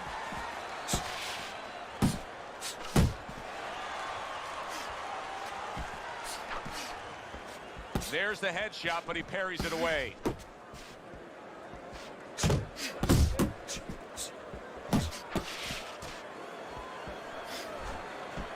Nice strike after catching one by Manny Pacquiao. Relax. Staying away from those headshots with his defense up top.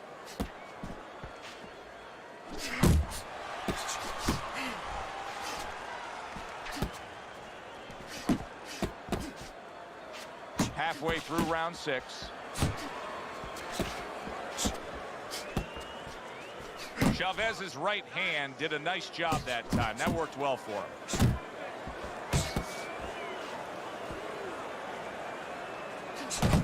Oh, a nice 2-punch combo by Julio Cesar Chavez. Keep working the body. Unload, more punches. Chavez is nailed by a shot upstairs. Takes one to give one. He comes back with a right hand. Keeps his hands up defensively, protecting the head.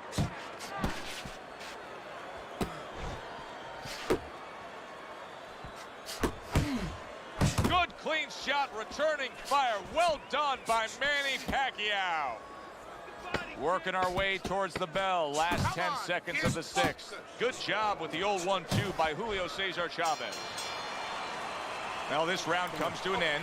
Joe and Teddy with you ringside. This is one of those fights, Ted. It just feels like to me where it's going to be tough to really score. I mean, it's been a close fight. Yeah, it's a hard fight to score because you have one guy maybe a little busier, but the other guy makes up for it because he's a little heavier with those blows. So it's a matter of maybe the taste of the judges, what they prefer.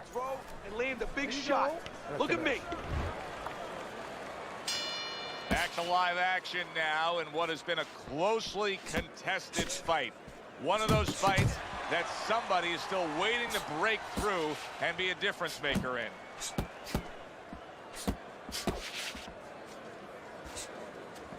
Well-placed jab by Julio Cesar Chavez. Get out of the way from those punches. Gets rid of that. It was intended for his head.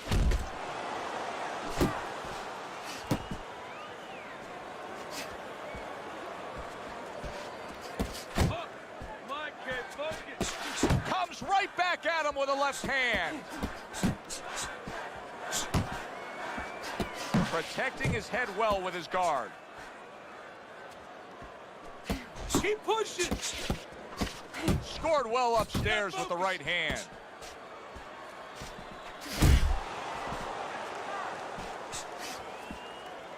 At the halfway point of round 7.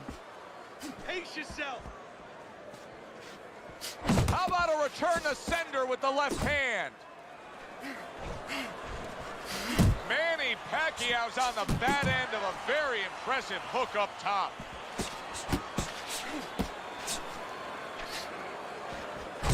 Chavez is showing you that sublime skill right now with that 2-punch combo. Oh, and he's got something for him himself, and it's a left hand. What a great job. He gave one right back in return. Nice work by Manny Pacquiao.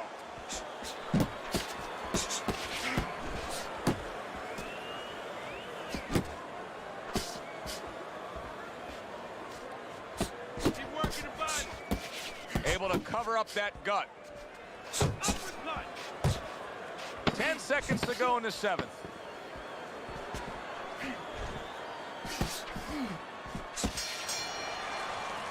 And this round comes to an end. I need you to keep busy, all right? I need more than one punch now. This fight is even, so I need to see more than one punch out there. Listen.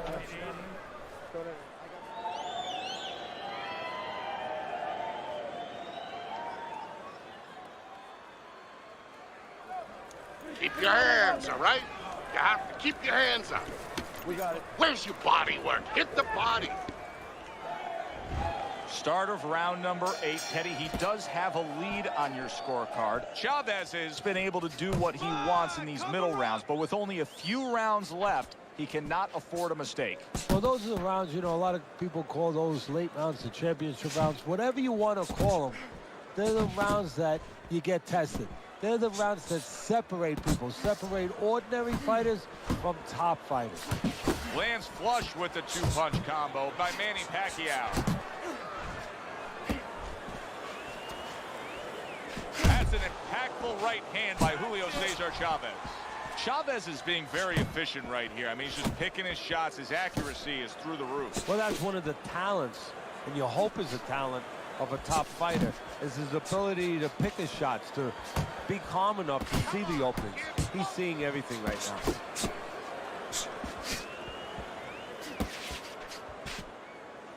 The halfway point of round number 8. Didn't get it done going to the body there.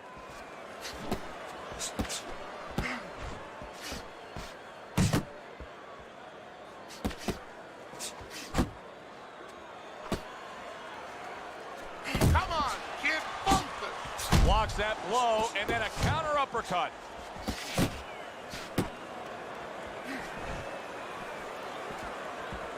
He has his target. He lands a straight right. Keep it up. Knifing left hand by Julio Cesar Chavez. Oh, that's good stuff. Firing right back with one of his own. Good work by Manny Pacquiao.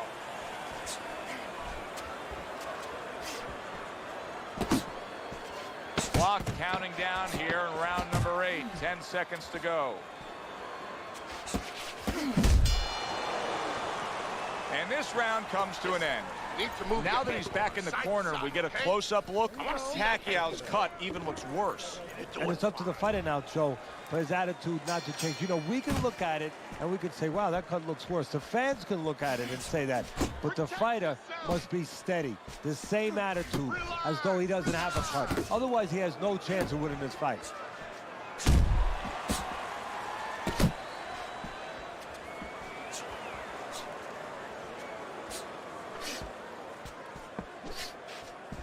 Tried to land that upstairs and was off the mark. Chavez's defense has been just unbelievable tonight. I mean, Teddy, you take such appreciation seeing a guy putting forth his craft like this. Yeah, you do, and that's why he's able to have such a long career. That's why he's able to be, you know, so consistently good, because he doesn't take a lot. He doesn't get worn out. He's fresh.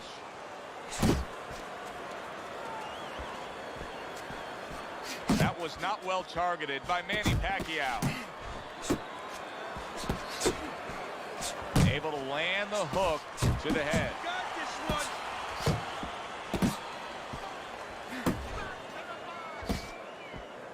Chavez is impressing the judges and himself with that right hand.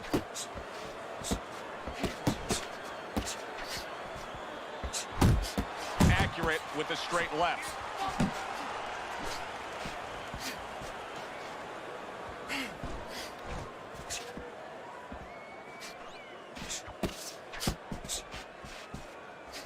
Chavez is doing what every trainer wants to see their fighter do.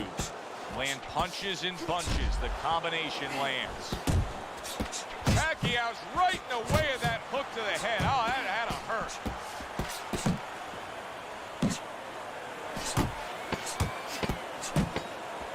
Solid left hand to the head.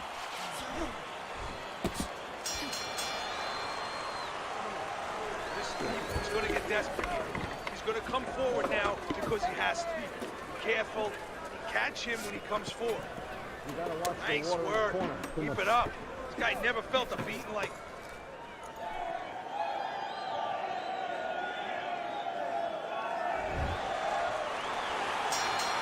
This is round number 10, scheduled for 10.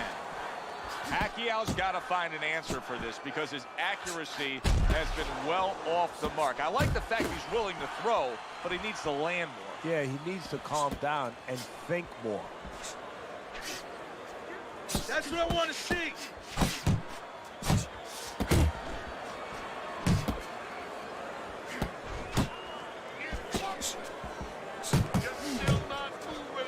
Comes right back at him with a left hand. Chavez's combination punching is working well here. Accurate uppercut after taking a shot of his own. Keep those hands up.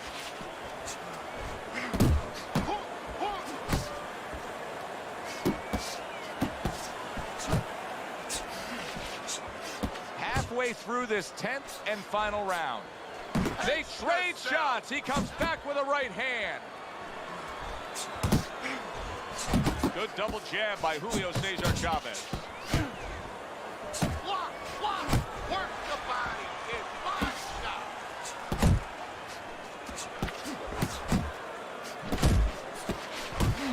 Effective work with that flush overhand right. An accurate, huge right hand. Oh! Remember earlier, he was on the canvas. Now he's looking down on his opponent. And we thought it was a bad thing earlier for him. It turned out to be a bad thing for his opponent because he got careless here. 1, 2, 3.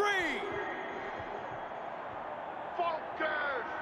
So used to seeing Manny Pacquiao in complete control. Now the tables have turned as he rises up and beats the count. Good defensive skill with the block by Julio Cesar Chavez.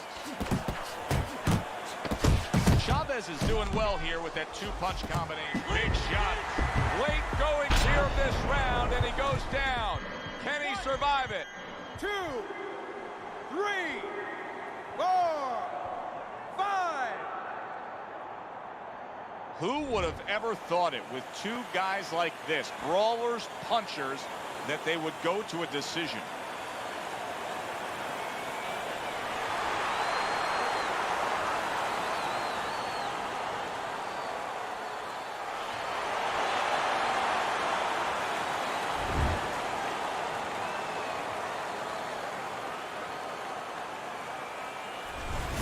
Chavez's dominating performance gets the payoff with the decision. A unanimous decision. Teddy, your scorecard reflects that as well. It was an easy one to score. I mean, he did it fundamentally well. It wasn't just with talent. He did it with the jab. He did it with control and range, going to the body. Great night. For Teddy Atlas, I'm Joe Tessitore. Have yourself a great evening.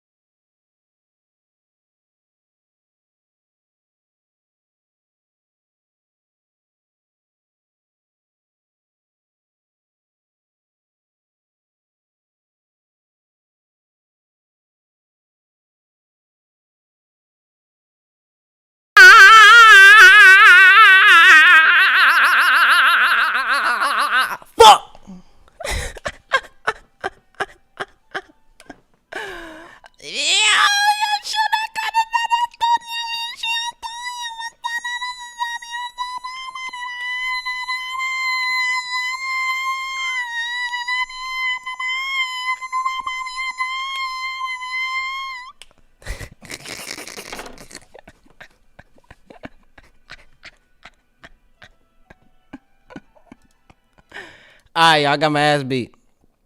Now I get my ass beat. But let's come to the over here and put a show.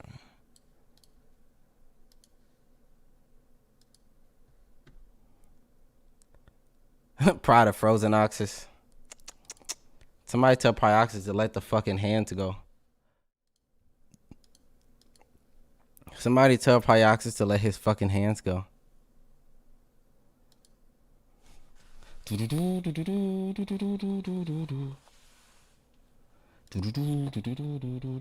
looks like we are going to get the Roberto Duran and Chavez matchup here. I'm not really too sure why Chavez has been a heavy pick here in middleweight, but hey, these guys have a game plan that we don't know about, so they're going to try to come in and execute with the fighters that we might not even think about. I was feeling for a straight, now I was feeling for uppercut. Royal London Theatre. Royal London. I feel like all these venues are made up, dude. I feel like they didn't get the licensing for these venues. I'm like, the Royal, like, man, that ain't a real place. Albert Hall, maybe. I think they have boxing fights in there, but yeah, the New York Arena too, like it's not Madison Square Garden. 409 wins, 407 losses on these online records. It seems quite even, really. To be honest, across this game, unless this is just some ridiculous record that obviously like. I thought I was going to get fucking counter, so I wasn't letting the hands go. Well, this game had great shorts, didn't it? Right, you had all the different sequins, right? It was, oh, it's amazing. Yeah, yeah. I should have turned my young boy on, bro. Dark Sniper will be in the black and green with Roberto Duran and Julio Cesar Chavez taken here for Red Baron. So Red Baron on the right, Dark Sniper on the left. Good counter. Juice. Shot to the body. Yeah, and as you can see, both of these guys are kind of taking their time. Good right hook, or good left hook, I'm sorry, right there by Chavez. They're not really rushing. They're exchanging when they get into the pocket, but they're not really throwing too much quite yet. Yeah, Dark Sniper's doing a very good job staying like a magnet, going toe-to-toe so he can... I want to say my reasoning behind losing this fight, I was drinking the night before. Last night I was drinking, and I came into the fight a little drunk. So, you know, I couldn't train like I wanted to. Couldn't finish up on training. Nah, I'm playing. Fucking Paulo Costa. So far, Dark Sniper looks like he's been engaging quite nicely in that, timing that right hook to counter that overhand. Yeah, that was very nice. And it looks like Dark Sniper is just trying to take his time. He's Bow. not really overcommitting on the strikes. Pryoxis. He landed a lot of damage. He barely missed on that uppercut right there as Chavez was trying to go down forward. Pryoxis. But Dark Sniper is taking his time. The ring generalship looks nice right now. He's backing Chavez. Yeah, I couldn't sleep, you know. Letting him land heavy shots. And when he tries to throw that overhand, he's countering it beautifully with a right hand. So good job so far. You said you did look Sniper. junk out there at times. Yeah, and we'll be back. Like here, Red Baron's trying to just kind of catch Dark Sniper on the entry, you know, like time your opponent. But, I mean, that's a very hard thing to do. Most players on these combat sports games like in UFC, they'll tell you that it's not worth it to try and guess the timing on the entry like that. I mean, you put yourself in such a dangerous position, you whiff and you miss stamina. So Baron needs to, you know, catch him exiting or set it up himself or get him moving backwards so he can get the range correct before he just tries to catch him randomly on the entry here. Yeah, and that's, I totally agree with that, Balin. It's hard to do that in the first round. If you're in the 5th round trying to time something out, then you would have the timing. You have the time to really see your opponent's timing, but that's not a game plan that you can really implement right away unless you have some kind of godly timing that we don't know about. Is there any disadvantage to stance switching in this game if you're not... I mean, boxers don't really stance switch anyway, so I assume it's probably just out of the question. It's just like you can just switch stance. I believe they have more detailed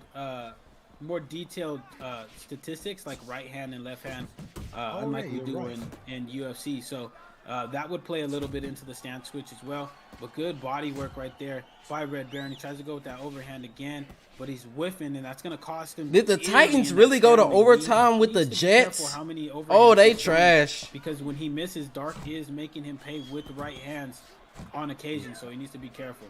And Dark's just fighting like a very difficult boxer to fight. You know, like as soon as you go, he goes. It's short, it's quick, it's impactful, it's to the body, and the defense is just almost impenetrable. So it's very frustrating. Whenever you're matched up with someone like this, there's a big left hand, but that's 1 out of the 10 he's thrown that landed. And again, it was kind of by chance that one landed. So if that's the tactic, you know, you're gonna miss a bunch more to try and land one more even now. Yeah. And was it fun? Yeah, it was straight, bro. Really just fighting how boxers would fight in real life. He's taking his time. He's being aggressive. He's controlling the center of the ring, but he is looking for the timing on this nigga PlayStation just said some dumb shit. Look at right there, hits him with a good body shot off of that whiffed overhand. Like I said, Red Baron needs to be careful on throwing those left overhands like that because he's getting countered damn near every single time. Fires back to the body there as well. They both trade. Yeah, the nigga PlayStation just said some dumb shit. Now doing a good job popping the jab as he circles away. A bit more distance maintenance now we're seeing from Red Baron, which is good. Stay away from Dark Sniper and that inside game he's trying to force. That will be the end of the second round. Damn. And Red Baron was able to land that good left hook right there at the end of the round. My fantasy team finna piss me off. Why the fuck Russell Wilson only got... Like, you playing the 49ers. They defense been trash, bro. He has Red Baron's timing, so maybe Red Baron needs to switch up either the strategy or the timing on his strikes. Another dig to the body with that straight right. And this is where, you know, I'm not sure why he's not trying to get that uppercut going. You know, someone's level change to the body that much, you're pitching the overhand over the top. That just means you're going to take more damage. Where's the uppercut, you know? Yeah, I agree. That may be a strategy that he should try to employ. Good strike right there, catches Red Baron. He needs to figure out a way. Maybe switch up the timing. Maybe switch back into orthodox. and give Dark Sniper a different look, because right now he is reading Red Baron like a book. Yeah, and that straight right is just landing really easily to the body for Dark Sniper because it's just that window there, that hole there. But now we're just seeing some overhands be thrown time and time again here. Beginning to look a bit of a mismatch now, Crooks. Yeah, it really is. Dark Sniper is putting on a masterful performance. This nigga on my dick. Red Baron needs to try to do something drastic. Good left hook to the body right there does some good damage. Look at that overhand again. He was almost made to pay, but luckily Dark Sniper wasn't at a distance to make him pay. But he's getting ripped to the body. Good straight right there, right to the body, and he's just doubling and tripling up on it as well, Balin. Yeah. Yeah, and he has this tendency to plant when he's on the defensive, because he's not moving his feet. It just leaves that body there all day. Obviously he wants to throw back because he's planting, but he's just sitting right there and just taking these body shots. Yeah, and Dark's not rushing. That's the thing that I like to see. This is the type of aggressiveness that you guys are going to see if you guys are playing Fight Night Champion, but also what you're going to see in ESBC as well. This is how you enact pressure. You don't have to stay in somebody's face the entire time. I like to call it calculated pressure. He's just moving in and out. He's throwing good strikes. He's getting damaging shots off, and then he's getting out of the way. All right, another good round right there for LX Dark Sniper. His goal for ESBC, by the way, is to be the esports champion, this guy. So expect to see him again soon. Although I don't know how ESBC, I feel like ESBC are going to run their own official league because their game is called Esports Boxing Club. So to not have their own esports boxing club seems very, contradictory. Yeah, that's true. So maybe he means that one, but I'm sure he means our one as well. So.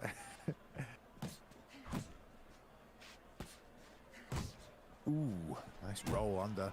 Tries to pitch the lead uppercut. And then tagged him with the left hand as well.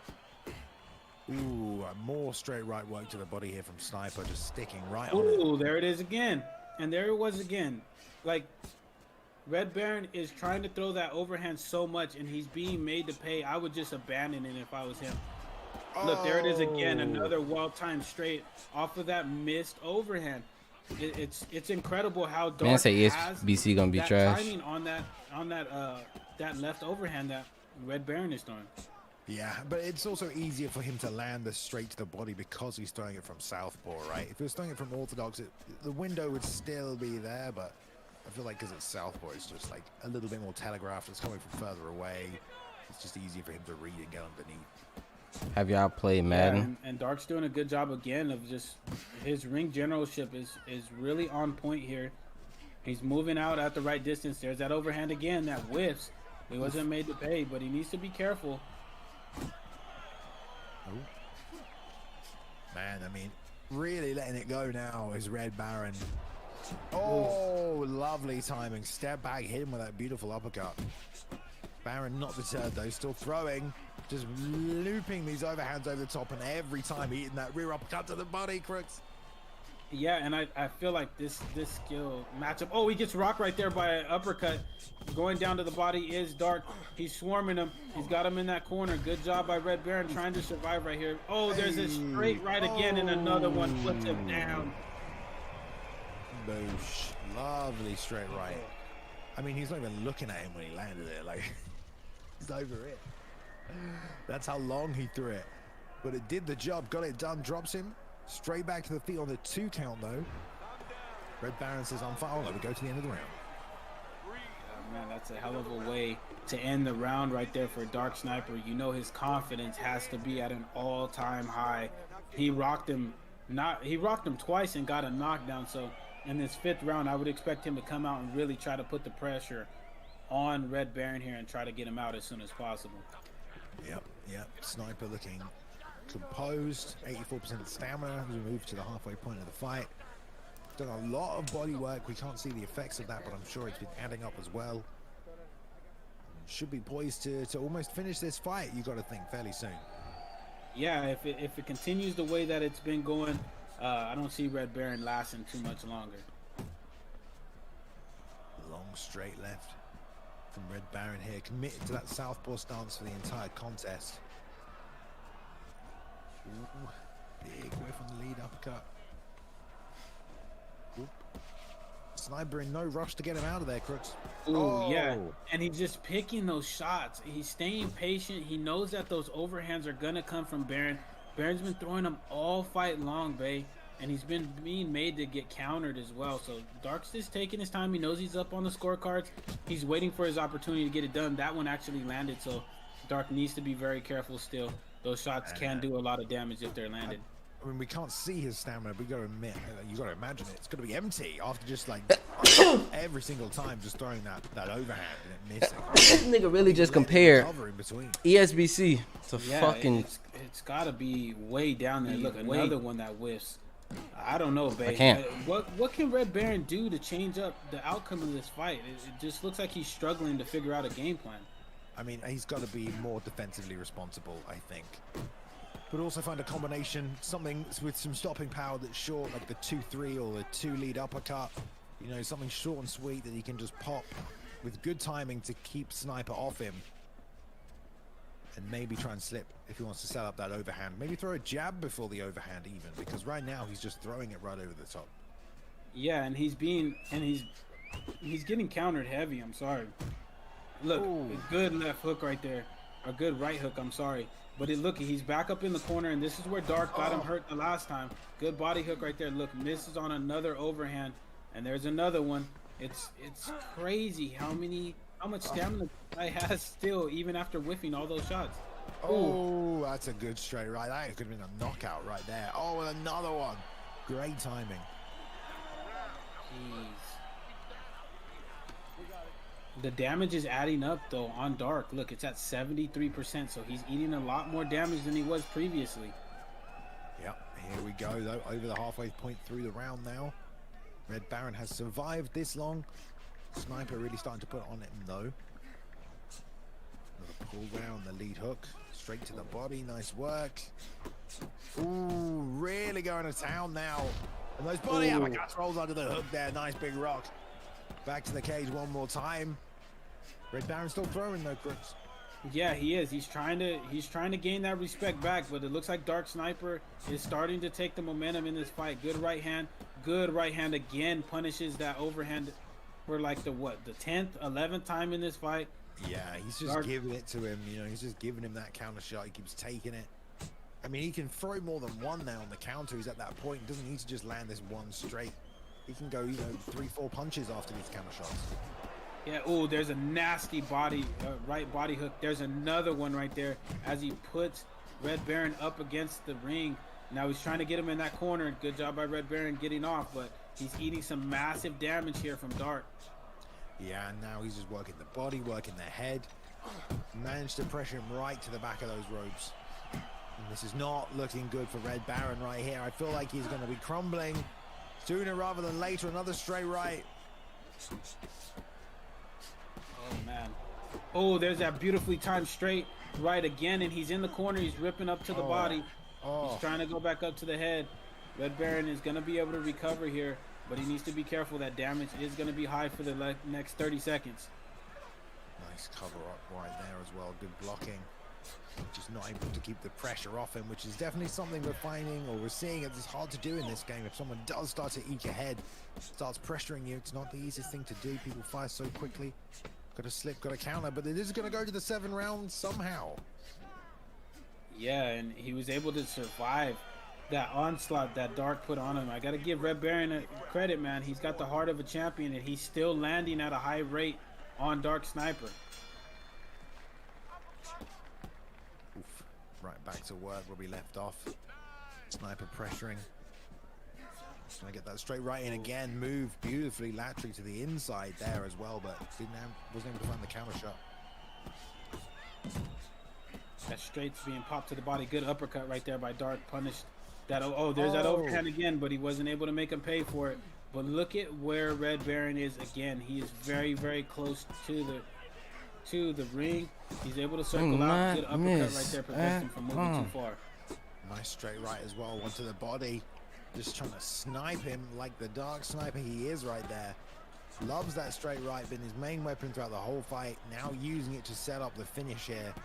We're just going body, head, switch southpaw real quick now as well. See if he's trying to find something else. Yeah, and look at what Red Baron did. He switched into Orthodox, which means that he's trying to keep Dark Sniper in the opposite stance. So it's interesting that he's trying to do that because that Hey, Juice, what you on? coming out to the body pretty consistently as it goes right there again. Now, what up, they're Prezi? both in Orthodox, good right hook to the body. And Dark Sniper's just really trying to put the pressure on him, try to get him to make a mistake. Oh, nice counter. Just whiffed real big on that really forced right hand, and Sniper just stepped from the inside, crushed him with the counter shot as if he needed more damage to the body. Ooh. Right hand over the top there as well. Keeps cutting to the inside. Nice roll underneath the hook, but it's all too much too late.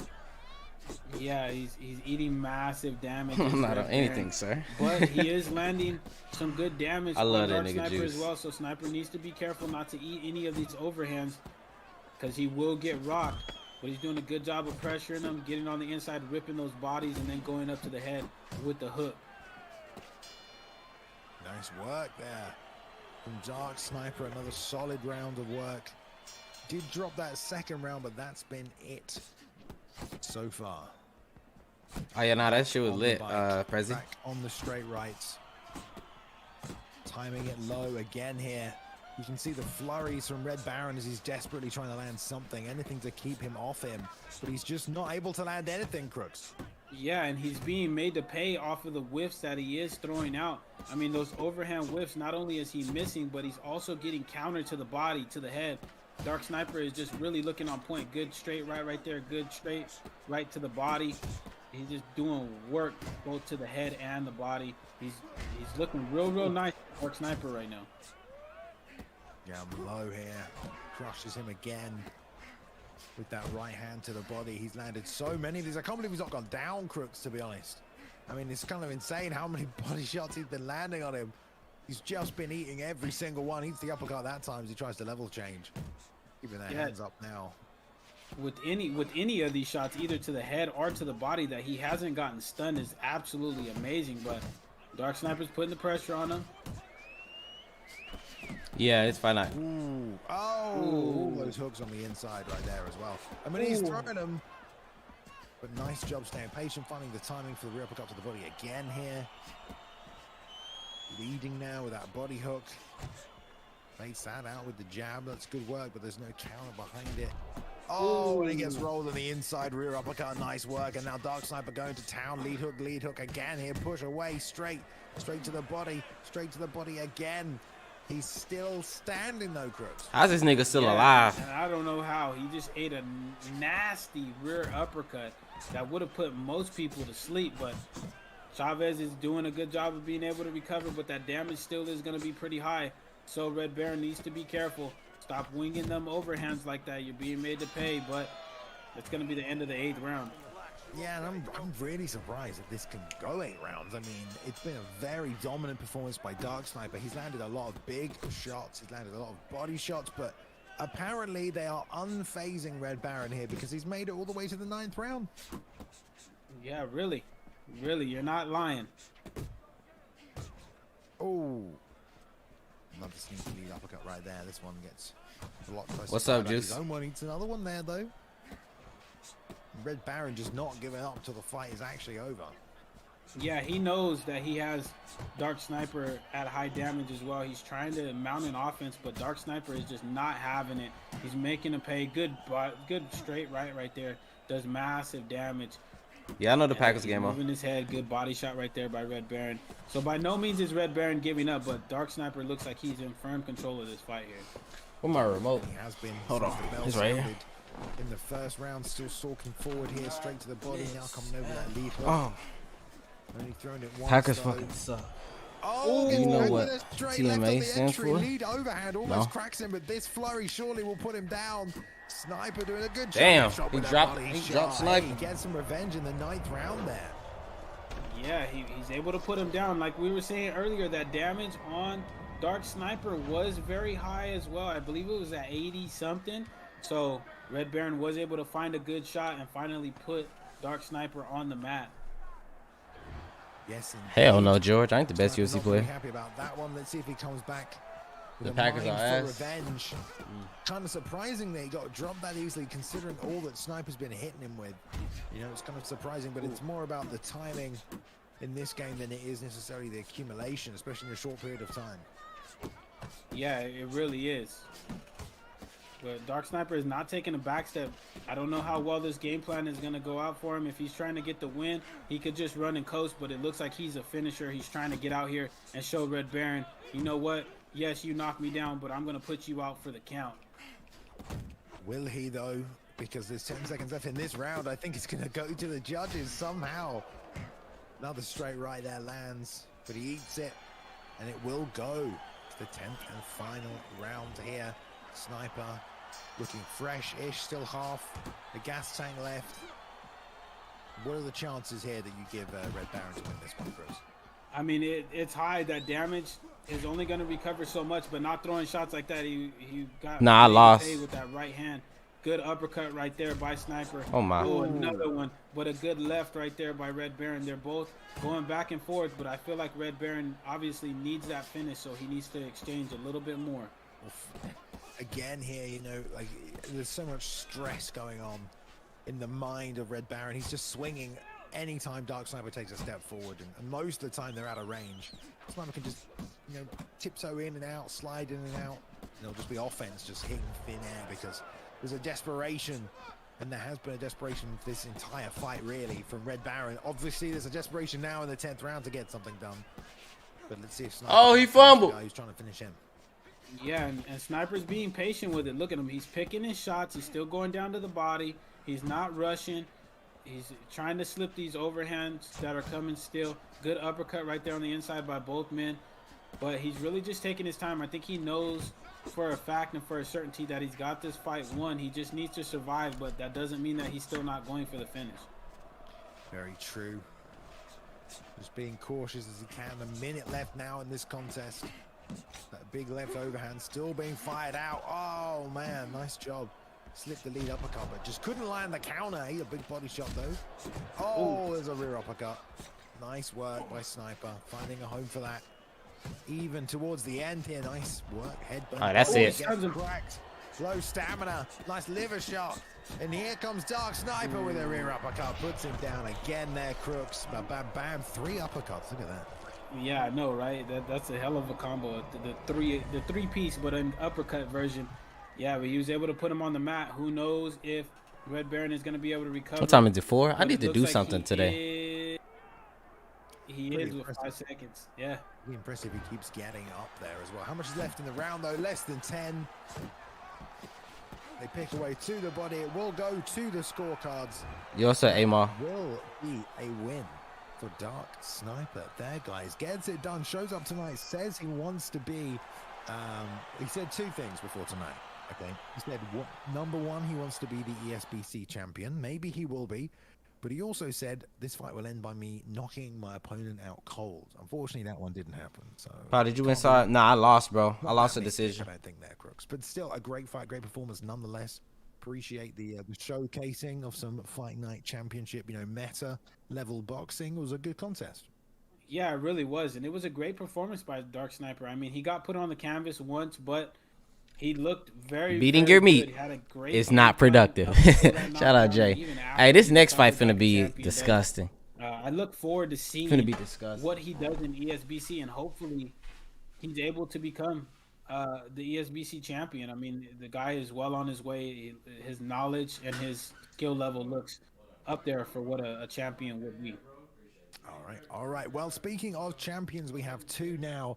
One from the world of Fight Night and one from the world of MMA, and they will match up here in the main event this evening. Here we've got Suave Jamie Iersefeld, veteran winner of titles, and we have as well opposite him Malky Pablo, the man who helped co-promote, co-organize this event tonight. Don't forget to check out Outlaw Boxing Syndicate as well as eBox Champions on YouTube. But before that, we have a little tribute video here for 2 members of the Fight Night community who sadly passed away recently. So we're going to just watch a little tribute video before the main event tonight. Diarrhea, diabetes, all that stuff, man. You look in that book, brother? Hold on, let me help you, brothers. 'Cause, I mean, this stuff is really good for the community. I know you probably playing the game or something, you know? Yeah. Just chilling. But see, if you read it, then there's another page on there. If you read it, it shows you what's all in there. Oh, it's just one page. Yeah, yeah, yeah. See, it's like this. See? See? And, so what? What is all this for? Like, it teaches you, like, there's all the disease that's in there. No, I'm talking about. Always nice to see communities coming together, Crooks, to support each other, especially in times like this. Yeah, it's a travesty when one of these communities or a community loses some of its players. I know we've had some losses over the UFC side, so my condolences to the Fight Night community and losing a couple of its members. It's never a good thing, and my condolences to the families of those fighters as well. Yes, yes, indeed. Rest in peace to both of them, and I'm sure they will be celebrated amongst their respective communities for many years to come as well. Right, let's go to the main event tonight, guys. We have a showcasing fight now. I love this matchup. What a great little Sunday night card for you guys as well. I know you're all combat sports fans in general. But we have Suave Jamie here, UFC 4 champion, UFC 3 champion, and, you know, he thinks he's going to do pretty good when ESBC drops here. I'm certainly excited myself as a UFC player to get my hands on it, you know, the boxing skills transfer. But we will see tonight how much he's been putting in on Fight Night, how he makes the transition. I know that Double Dragon, aka Malky Pablo here, there's a lot of hype around this man, of course, for his status within the community, but here he will be facing off against a champion from another organization, literally bringing Conor McGregor into this one as well, Crooks. Yeah, it's interesting because Suave Jamie is known for his Conor McGregor in UFC, so he's trying to transfer him over to Fight Night champion. He's taking on one of the best, if not the best player in the world in Malky Pablo. So we're gonna see how well Suave Jamie does against one of the best here in Fight Night champion. Yes. I'm assuming that we're going to load. We have there we go. So this MGM Grand is a venue here, Crooks. I'm so confused. That is a real venue. Maybe they got the licensing for that one. I don't know. All right, here we go. Jamal Namarco. Now, I'm not familiar with this person. I'm assuming that's also a creative fighter. It's also nice to see that these creative fighters aren't, you know, weirdly sort of, I guess, like super dark void, like deep black hole black color. So I don't know what's happening here. So kind of just like no empty voids. People textureless. That's the word. They were textureless. These men have textures. It's an improvement, Crooks. Yeah, it Man, really nigga coming to my door on cap phone. That we had, but we see Suave Jamie even got the record of Conor McGregor, his professional boxing record, 0-1. But he's going up against Malky, and I would assume this might be Malky himself or somebody that Malky knows. But it's going to be an interesting Did y'all hear him at my door? As we go best on best here in Fight Night champion, and I cannot wait, Bailey. Yeah, I want to see how Jamie fights, because obviously we know his tendencies in MMA. Y'all hear bro? Did y'all hear him talking at my door? Up to the body. The pull counter is something that's very good right now in UFC 4, so we see a lot of that. He loves to dig to the body as well with the stepping straight left, so we'll see if that comes in also. But yeah, 2-T here, 5'9" as well for the McGregor pick. I'm kind of excited for it, so there will be a bit of a reach advantage, I think, for Jamie here. Let's see how if this Jamal, what does that say, Jamal? I ain't get to see it. If that nigga comes out with the fucking Philly shell, it's curtains. Yeah, Jamie has brought his cojones tonight, putting it on the line. Yeah, GG. I'm excited for this one. All right, here we go. Taking that Philly shell from Southport. Why is this Conor so? This Conor cap. That'll pop him all night right there, as well as that lead hook. All right, already trying to reach him with his jab. Jamie stepping through right now. Lots of tight pressure from Malky. Both Philly shelling there. That's nice. Yeah, and both men are just taking their time. Like I said, both of these guys are some of the best players at their game, so they're not going to rush. They're going to try to take their time, make a read, and try to punish their opponent when possible. But you can see no wasted movement from either one of these men here. They're just holding their blocks up, trying to see what each other's going to do. Good slip off right there by Jamie. I was going to say, sorry, you go on, you keep going. Oh, no. Go ahead. I was going to say, I want to see what Jamie's head movement is like, because the head movement in Fight Night Champion is very freeing. As someone who uses a ton of head movement, I love it, and you have a lot more defense ability when you're trying to get in the head button there. When you're Not a headbutt. I feel like Jamie's a bit apprehensive of using some of that head movement in UFC 4, because the consequences can be ridiculous. I mean, a bit too ridiculous. It's almost not worth to take the risk, right, Crooks? But in this game, he might be able to get that in. Oh my goodness. But this is good, solid single shot work from the outside now by Malky. He's just landing jab, landing that rear hook to the body, and these rounds are shorter. You know, Jamie has to remember that. You know, he's been not too active this first round, but you know he's gonna lose it if he doesn't start tagging a few shots as his fight picks up.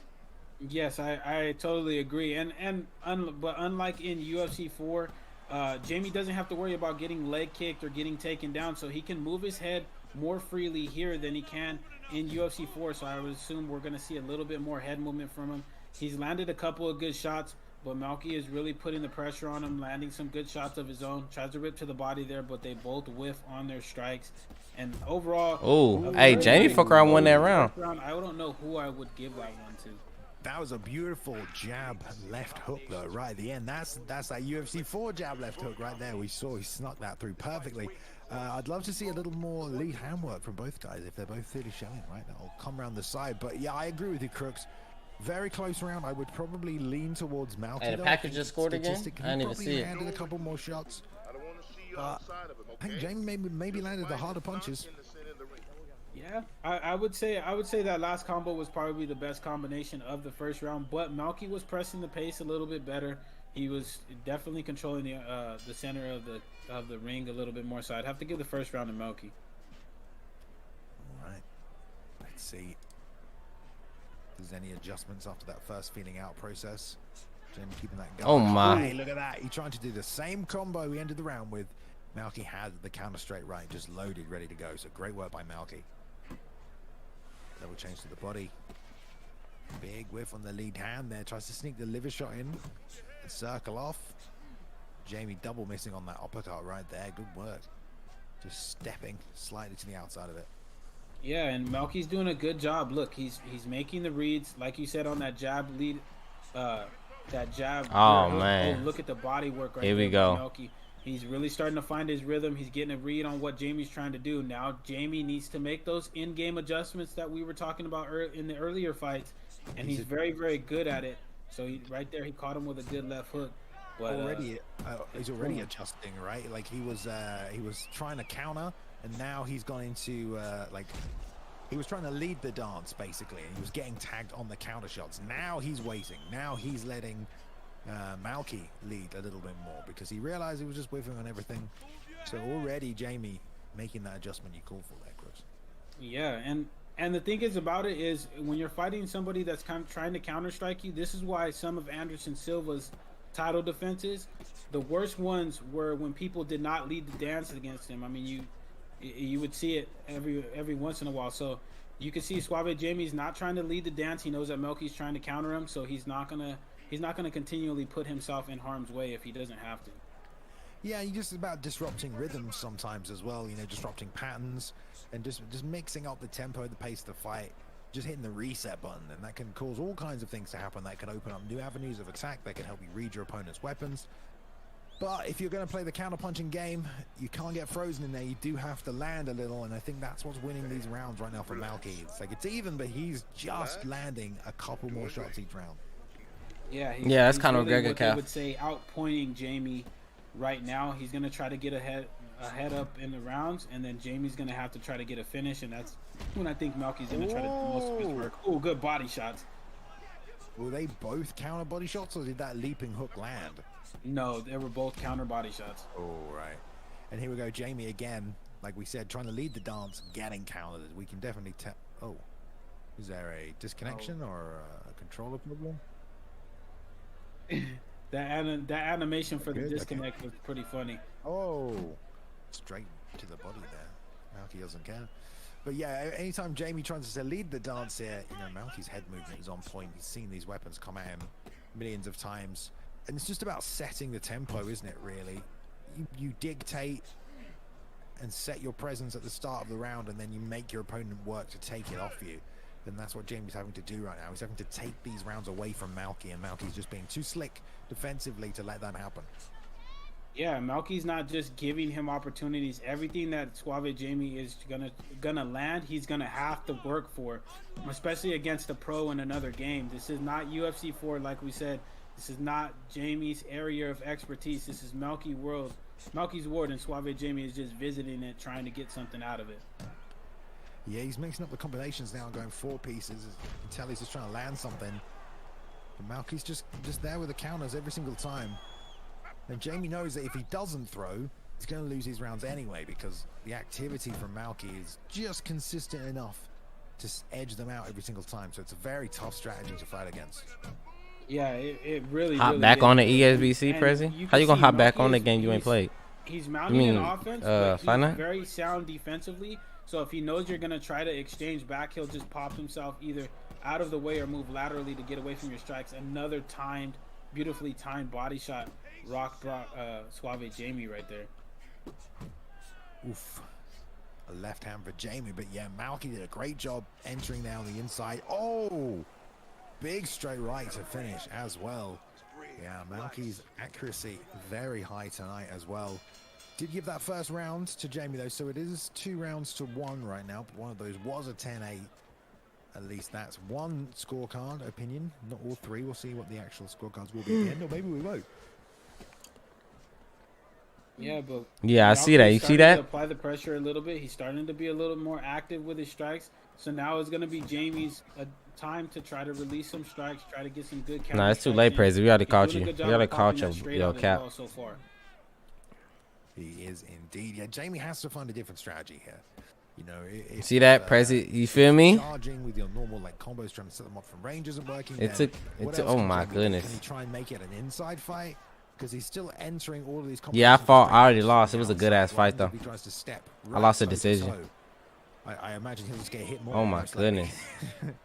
Yeah, and he needs to be careful. I mean, you It's need all to right, Prezi. mount a little bit of offense. But I see. you I also see. need to be Prezi's a very, horrible liar. defensively sound, and that's something that Malky's Like doing you've very, been very better well. off talking And about that's something some, that maybe Suave just not Jamie, saying nothing. is gonna try to do as these rounds progress. But so far, so good for Malky. Yeah, I mean, when this is literally Floyd versus Connor, you know, in every single way, like down to Jamie's difficulty to initiate his offense. But we see Prezi got the insider, huh? Just composure and We finna press understanding Prezi. We finna see what that nigga duration know. of the rounds, the amount of volume and output Finna he goddamn needs to put capture forth that in nigga order for a to ransom. secure them, so Yo, Aiden, appreciate that sub, buddy. for Jamie, he's doing well though, staying in I'm it. good. How about you, Roy? Malky just winning the fight though. In terms You of fighting again? Nah. for sure. Yeah, and I couldn't agree with you even more. Anymore, Floyd. It be your versus own Connor is niggas. Exactly how this fight is playing out. When you know somebody's very good at point fighting, you're gonna try to open yourself up to mount your offense, and then they're just gonna counter you, and then they're gonna beat you in points. So it's something that Malky is trying to do here with Suave Jamie, and Jamie's trying to adjust to it on the fly. Ooh, ate that jab to land that left, and then a straight right as well on the exit. And there's not a lot of combinations from Malky. It's really just single shot counters here.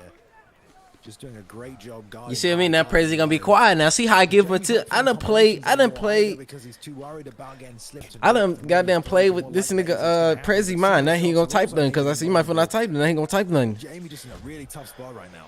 Now he's in a predicament he where is. he either has to He's type something because I said that, or he playing continues with to that, type right? nothing and he Look at tells you that. more Another information. We shot. got Prezi red like a Look at goddamn that book. body. Another one. That's 3 in a matter of 10 seconds. You can't keep eating those to the body. They're gonna do. See, now he gotta say something. We got a red like a goddamn book. That a lot of these fight night guys tonight have been using that rear shovel hook. Or uppercut, whatever you want. Oh man. Oof. Landing that straight left now, there is Jamie. And we'll see if Jamie can get the uppercut in there if this continues as well. Probably give me a head of shut the fuck up. Nigga, Goes fuck that you. connection again.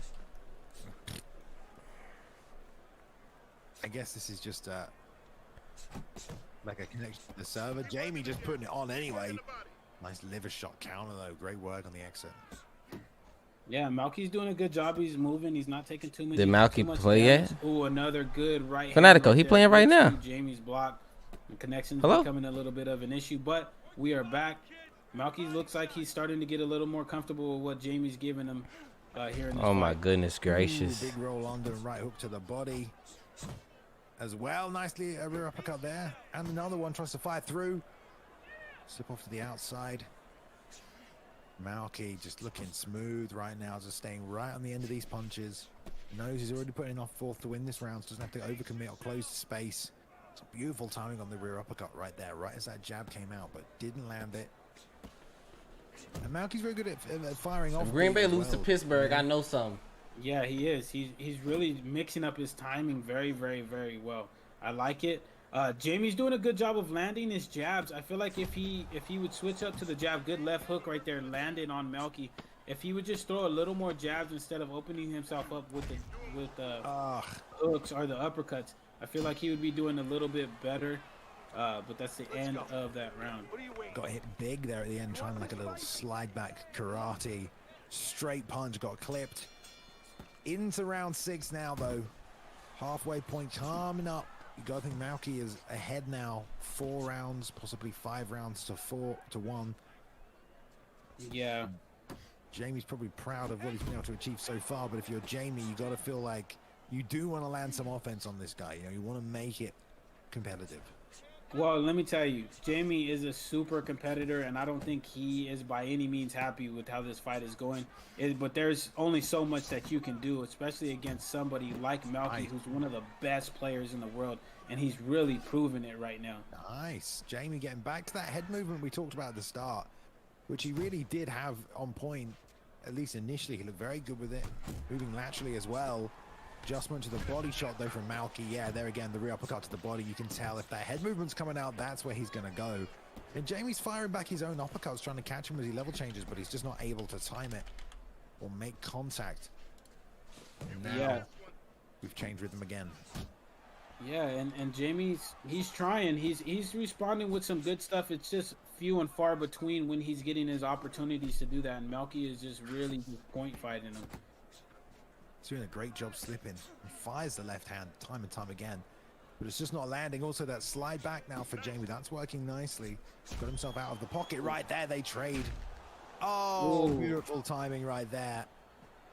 Jamie does. So I'm seeing that a lot of these high level Fight Night players love that rear uppercut to the body.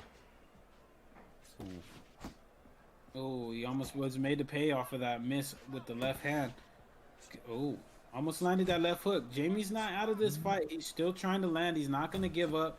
He might be a little bit frustrated, but he's still. When you play, I played 2 fights ago. And mount a good offensive game, but Malky's doing a good job of avoiding most of his strikes.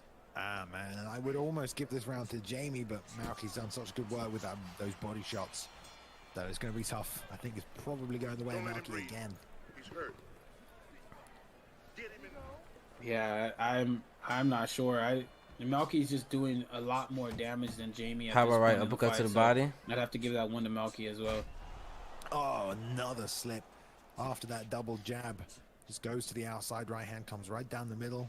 Great work. Now Jamie playing the hesitation game again, trying to change up strategy. Stay pace, you're hard. Ain't that what's it called? Street Beast. If I would have got a knockdown in that last round, it'd have been 10-8. Would that have been a tie? I think so. 1-2. I don't know how they go about. Off the block. Can you get ties in Fight Night? The timing on that jab entry now. Yeah, Jamie's trying. He's popping out that jab a little bit more too, which is good. He's trying to mix the jab into his combinations. It's just Malky looks like he sees everything coming. He looks like he's about 2 or 3 moves ahead of what Jamie is trying to do. Look at the counter right there that he was able to land too. So it's like a chess match, but right now I feel like Malky is just a little bit ahead of where Jamie's at. Yeah, Jamie trying to change things up, trying to find a new strategy late in this fight. Beautiful straight. Oh, okay. Just entered, landed it. Great head movement by Malky. Eats that one though. Pouring left hand comes far. Doesn't. Jay, cut it out. Malky now trying to anticipate the entries there with the counter, the stiff right. Doesn't land though. And another left from Jamie, leading with that now. Look at Jay, gotta cut it out. Again, keeps whiffing on that uppercut, keeps getting slipped, but he's been able to slide back. Then that counter right hook comes out, but there's another one. What we need to be doing is ganging up on Prezi, and why he talk about again. The left hook to the liver this time. That was nasty, and another right hand to the body. Just tickling Jamie every time he steps inside the pocket there. Yeah, and you can see Melky's just making that read, right? Like, he's just making the correct reads, and it's just going his way, and he's making Suave Jamie really pay for the mistakes. All right, there we go. Next round. Yeah, but interested to see what happens if you give Jamie the game for like a month or something. Maybe not even a month though, because people have been playing Fight Night for a long time. Jamie going with the taunts. We haven't seen that headbutt yet. I wonder if it will come out. He said he's gonna be the journey, man. Sure at some point he'll probably try to throw one, but damn. I mean, he tried to throw one earlier, but it didn't land. So, well, there it is. Listening to us now is Jamie. Straight lead hook from Jamie. I like that. At least he's trying to mix up some different combinations. It's very tough because you feel like Malky's not really moving. Yeah, I know. I'm fucking with Prezi. I'm pretty sure if he knows anything, he signed the non-disclosure agreement. Malky is so good, as is his timing to stick you and to stiffen you up as you enter. Prevent animations, get sort of like halts, and there's a rear uppercut again. Malky is so, hey, y'all, in my fight, should I have thrown more combinations? And ripping in my fight? And then coming back up to the head. Look, there was another rip to the body, and he just. I feel like if I threw more combinations, I was going to get fucking countered. And uppercuts to that body, and then come back up to the head with a hook or a straight of his own. Look, there's another one right there. Should have just let them fucking hands go, huh? Now trying to use volume because he definitely can't go single shot for shot because it's a lot easier for those reads to be made. Much more? So Jamie is mixing things up Damn. right now. The lack of feints in this game really does make things problematic. Right now, you would love to be able to fake. You fake a jab and then fake and then go. I really. Yeah, you were saying you should have returned with one shot for spider with a combo of your own. Combination to the body. Yeah, I agree with you. I think that would really benefit Jamie because he could fake a jab or a hook and then come with an uppercut as Melky was trying to dip down. But I mean, he's doing the best he can. He's not doing bad. It's just Melky is he's just being able to make the reads and counter effectively. It doesn't mean that Jamie's game plan is any worse or that he's not doing well because he is landing on Melky as well. It's just a little bit tough against somebody that's been doing this for a very, very long time. Yep, he's staying in there though. There's 3 rounds left. I think Melky's up every round, apart from that first one there. He was just making those reads 98% on the gas tank, but they both have got good gas. Oh. Hey, shout out to the Matthew Stafford going to the Rams. He been balling out. Ooh, that was cheeky that as well. Yeah, that was a really very, very good pullback. Now Jamie's moving his head a little bit more like you were talking about earlier. Look, he's made to pay to the body. There's the headbutt. And then into a straight. That's ridiculous. Come on now, Jamie. Don't be like that, bro. Lots of booing. Nice return to the body there. Nice work by Malky. Hangs on the cage, or the ropes, excuse me. Such a good job slipping under that left hand. Again, that's the southpaw, the orthodox. Obviously you probably still be able to rip that shot, but once you get under that left hand, there's so much just flesh ready for you to hit there with your right. Yeah, that's the truth. That's the truth. And look at the rip to the body again right there by Melky. Didn't get a huge damage, but he's doing just enough to really just get those points off of Suave Jamie. He's taking his time. There's another rip to that body. Good straight right there by Jamie on the return. Hit again to the body. And another one. It's that left hand, man. Every time it comes out, it's just slipped off. And then boom, that right hook comes to the body. Again. Jeez, my body's hurting for Jamie at this point. God damn. Oh my God. It's tough. It's tough. Again, fakes might help. You could try and bait that counter shot out and then counter the counter, but until you can, it's very tough to deal with. Oh, and he's ripping to that body. He's trying to respond. Jamie's trying to respond, but God it's another damn. one to the body. And Melky's just going back to it. He's just repeatedly hitting that body, and it's not looking too good for Suave Jamie right now. Yeah, and Jamie's head hunting as well right now, which doesn't help him. Because all Malky needs to do is just block and slip high. Every shot Jamie's throwing is coming off that left hand up to the head, just making Malky a lot easier to just make reads. Obviously, he doesn't really want to go to the body. He's trying to stop him from entering, and he's trying to finish the fight, but because they're all coming up high, it makes it a little bit easy for Malky. Yeah, it really does. Yeah, every single time he was countering off that, it was off of either an Yo, we need uppercut 4 or a likes for straight 200 likes on the that- stream. Everybody like on that I've left known hand. Pride for so long and maybe Suave haven't even Jamie shared maybe the switch ring cage stance with him. just a little bit, give Malky a different look, but I don't know if it's gonna pay too much of dividends, but it definitely make him think just a little bit. Yeah. Hey, what's up, Juice? What you want to do? Slipping, but Bro, he's so also many sort of punches to the rolling body. out there as well, And they so landing. I'm That's the not thing. Them really sure motherfuckers what is shot landing. would actually land. You know, it's not like UFC 4. Well, I mean, it is. But even if he throws the left hook, he's still rolling, so he can't throw the straight or the rear uppercut or the left hook or the overhand. Everything is just getting slipped. Payday. Yeah, Payday. that's true. Shout out Canelo Alvarez. Patience. Yeah, both of these guys are not rushing at all. Yeah. Let's see what Jamie does in this 10th. Oh no, there's 12 rounds, of course. Oof. He almost caught him with that straight. Again, Jamie's really just headhunting. I know he's trying to finish the fight, Crooks, but the body work would definitely help him. Yeah, but that's the thing about Jamie. Jamie is not known as a. Oh, he headbutted him. Yeah, there was a warning. There was a warning from the ref. Let's see if Jamie decides to go for another headbutt that would end the fight. But Jamie is not known really as a body worker in UFC 4, so it'd be something not really new to him, but something that he doesn't do customarily in his fight game. So maybe that's something that he can work on here if he's going to be competing in Fight Night Champion. You guys who Always winning? leading with that jab as well, but Malky doesn't really slip the jab, so you can go jab lead hook. That'll probably help Jamie a little bit there. Now he's throwing that lead hook. I really do think he does need to throw more hooks, less linear punches. That'll help him as well. It'll take away that quick counter, force the roll underneath. Then you can start firing the uppercut to catch him on the way down. So, but it's all maybe a little too late for Jamie. But he is trying to commit a little more with those hooks. Yeah, he is, and look at Malky. He's just staying patient, trying to do the rope-a-dope. He's inviting Jamie in, hitting him to the body. Good left hook right there by Jamie. Great coup. Did some good damage on him. Yeah, and he waited for Malky to throw and then threw back. So you see him now freezing because he's basically, and he doubled up on it. I love the word from Jamie. So he's freezing and waiting for Malky to throw, and then just trying to throw at the same time he does to land that counter. And that's why he's doubling up on it, right? Hoping that he'll slip the first one. The second one will come as he throws and he'll hit him mid-execution. But again, just going back to these long-reaching left hands. Nick Diaz, that's funny. Yeah, he's streaming. Okay, And I probably that could be a strategy, but that's Damn, that was a gonna work 10-8. out for Suave Jamie right now. But it's too little, too late.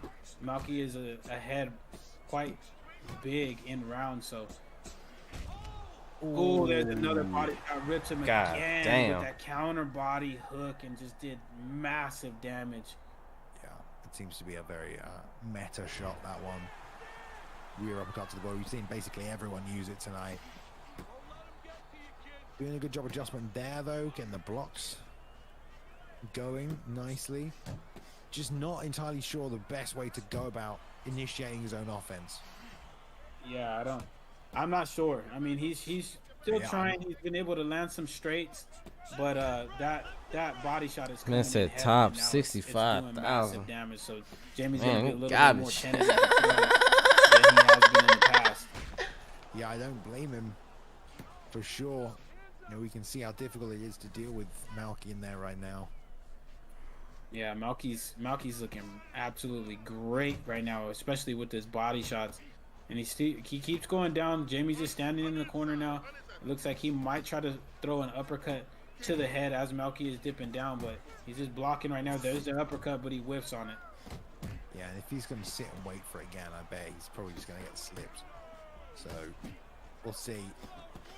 Finally, he decides to just circle out. And Malky just waits. Why not? Yeah. This nigga probably got Malky Suave knows he's Jamie ahead in this frustrated. fight. He's not going to do anything that'll give Jamie a chance to really put him out. He's just staying patient as he has the whole fight. Good straight right there. Catches Jamie as he tried to enter. Jamie's now trying to pressure a little bit. Malky backs himself into the ropes and headbutts him. Disqualified. That's not a disqualification. 1 point. Jesus. Yeah, he needs to be careful with that. I think it was intentional. I think Jamie just got mad and threw a headbutt for no reason. Trying to make it work. Ooh. And we will go to a final round here. Jamie's done a good job staying in the fight. Granted, Malky's not really been trying to go, balls to the wall to get it finished. But it's been an interesting contest. Just that slip, that straight left, slip, that rear uppercut. This is why I wasn't gonna fight Malky, bro. Like, for the last 4 or 5 rounds. Like that shit dead. Yeah, it really has good straight left right there, though. I mean, Jamie's still in it. He's not giving up, but at the same time, it just looks like Malky is a little bit too much for him at this point in his career, in his boxing career. Yeah, Malky's able to generate a ton of power just with single shots. It's just the timing that's been really, really impressive. Not these slip straights or these slip rear uppercuts. It's the intercepting timing, when like right there, just the perfect time to throw that straight right hand. And he does it before the punches come out as well, like right there as well. It's kind of on the offbeat. It's very tricky. Yeah, and it's a testament to how much of a pro Malky is at this game. I mean, he really has mastered the movement and the timing in this game to the point where he can put on performances like this. This is not easy to do, ladies and gentlemen. Even if you're playing somebody that's new to Fight Night Champion, to put on a performance like this is very, very difficult and hard to do, more or less against an elite player in another combat sports game. Oof. Jamie really reaching with that left now. Ooh. Just straight rights to counter from Malky. Not looking for anything else. Bro said Malky need to touch some grass. The disrespect. Another one to the body. Dig into that body, man. The body work is absolutely brutal right now. Philly shell working out nicely tonight for Malky. Jamie trying to hit him with a little TJ Dillashaw action. But it's all too late. Goes for the single. Sorry, for the single. Goes for the standing guillotine here. Much better. But there we go. It goes the distance. That nigga clinched his ass. I'll be hot. Champion, Mr. Malky. Pablo, co-host or organizer, co-promoter for this event as well there. So congratulations to Malky. Gets his hand raised. Great performance. Great showcasing of, high-level Fight Night Championship boxing. And that whole going on YouTube. Yeah, I mean, he put on a masterclass. I mean, that is the highest of the high level of Fight Night Champion boxing. Anyways, I can't wait to see what Malky does in ESBC. I mean, he looked absolutely good at Fight Night Champion, so you can imagine his enthusiasm and his for ESBC is going to be at an all-time high. Yeah. Someone just put in the chat, Jamie just went 12 rounds in Fight Night. I wonder if we would even see 1 round in UFC. That might be true. That might be true. You never know. I don't know if Pablo will take that challenge, even if it's just for exhibitional purposes. The consequences, I don't know. I feel like in Fight Night, there's still consequences. You still have to be careful. You can get slept early. We saw that in the first fight of the night. Granted, that was a heavyweight, but regardless, it was a great night of fights there, guys. A nice little 6-card bill for you, and I'm sure we will do another one of these events in the future as we lead up to ESBC. So shout out again to Outlaw Boxing Syndicate. He said played this game for 3 days and he couldn't finish me. Champions as well. I don't think he was trying to finish you, brother. Helping promote. There's been a lot of new Fight Night people. I don't think he was trying to finish you, brother. Everybody, hope you've enjoyed this ESFL event. Crooks, did you have a good time? A great time. I mean, Here's the thing about when you play niggas that play Fight Night and niggas that play UFC. Like niggas that play UFC, they so used to that fast pace. When a nigga like Malky Pablo just outbox you for 12 rounds, you know what I'm saying? This shit, it's like you supposed to knock me out. No, I was supposed to beat you, and I did. Like people won't. Because you coming from this sport to this sport, I gotta knock you out. No, I just took you to goddamn college, my nigga. I just took you to school. Classes in session. Like, with all due respect, Jamie went 12 rounds, yeah, but Malky wasn't trying to knock him the fuck out either. And it is even Malky Pablo, that isn't even his style to do that.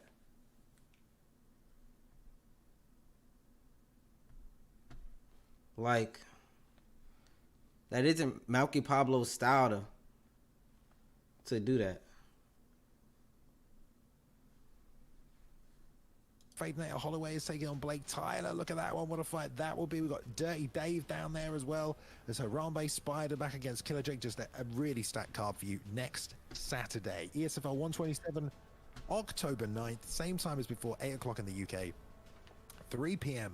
on the East Coast. But I will end it there. So thank you very much for tuning in from myself, Balian, Crooks, everybody else who's been working behind the scenes for this one, and Outlaw Boxing as well.